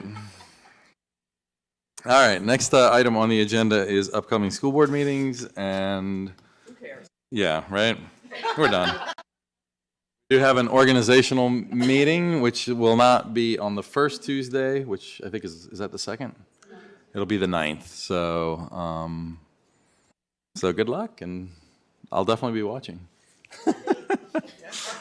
Yeah. Next, let's see, next topic, we're going to go into closed session to discuss a personnel matter and collective So moved. bargaining. I'm sorry, and 2 student matters, right? Yep. Okay. All right, do I have I have a motion and a second already? Go ahead. Ms. Bond? Yes. Ms. Franklin? Yes. Ms. Graham? Yes. Mr. Hudson? Yes. Ms. Cass? Yes. Ms. Parton? Yes. Mr. Chewbacca? Yes. 7 in favor. Motion carries. We're in closed session. We'll take a 5-minute break. Board, I'd like to get a picture. Do you want to do it at the very end, or do you want to do it right now? Okay. Okay. Okay.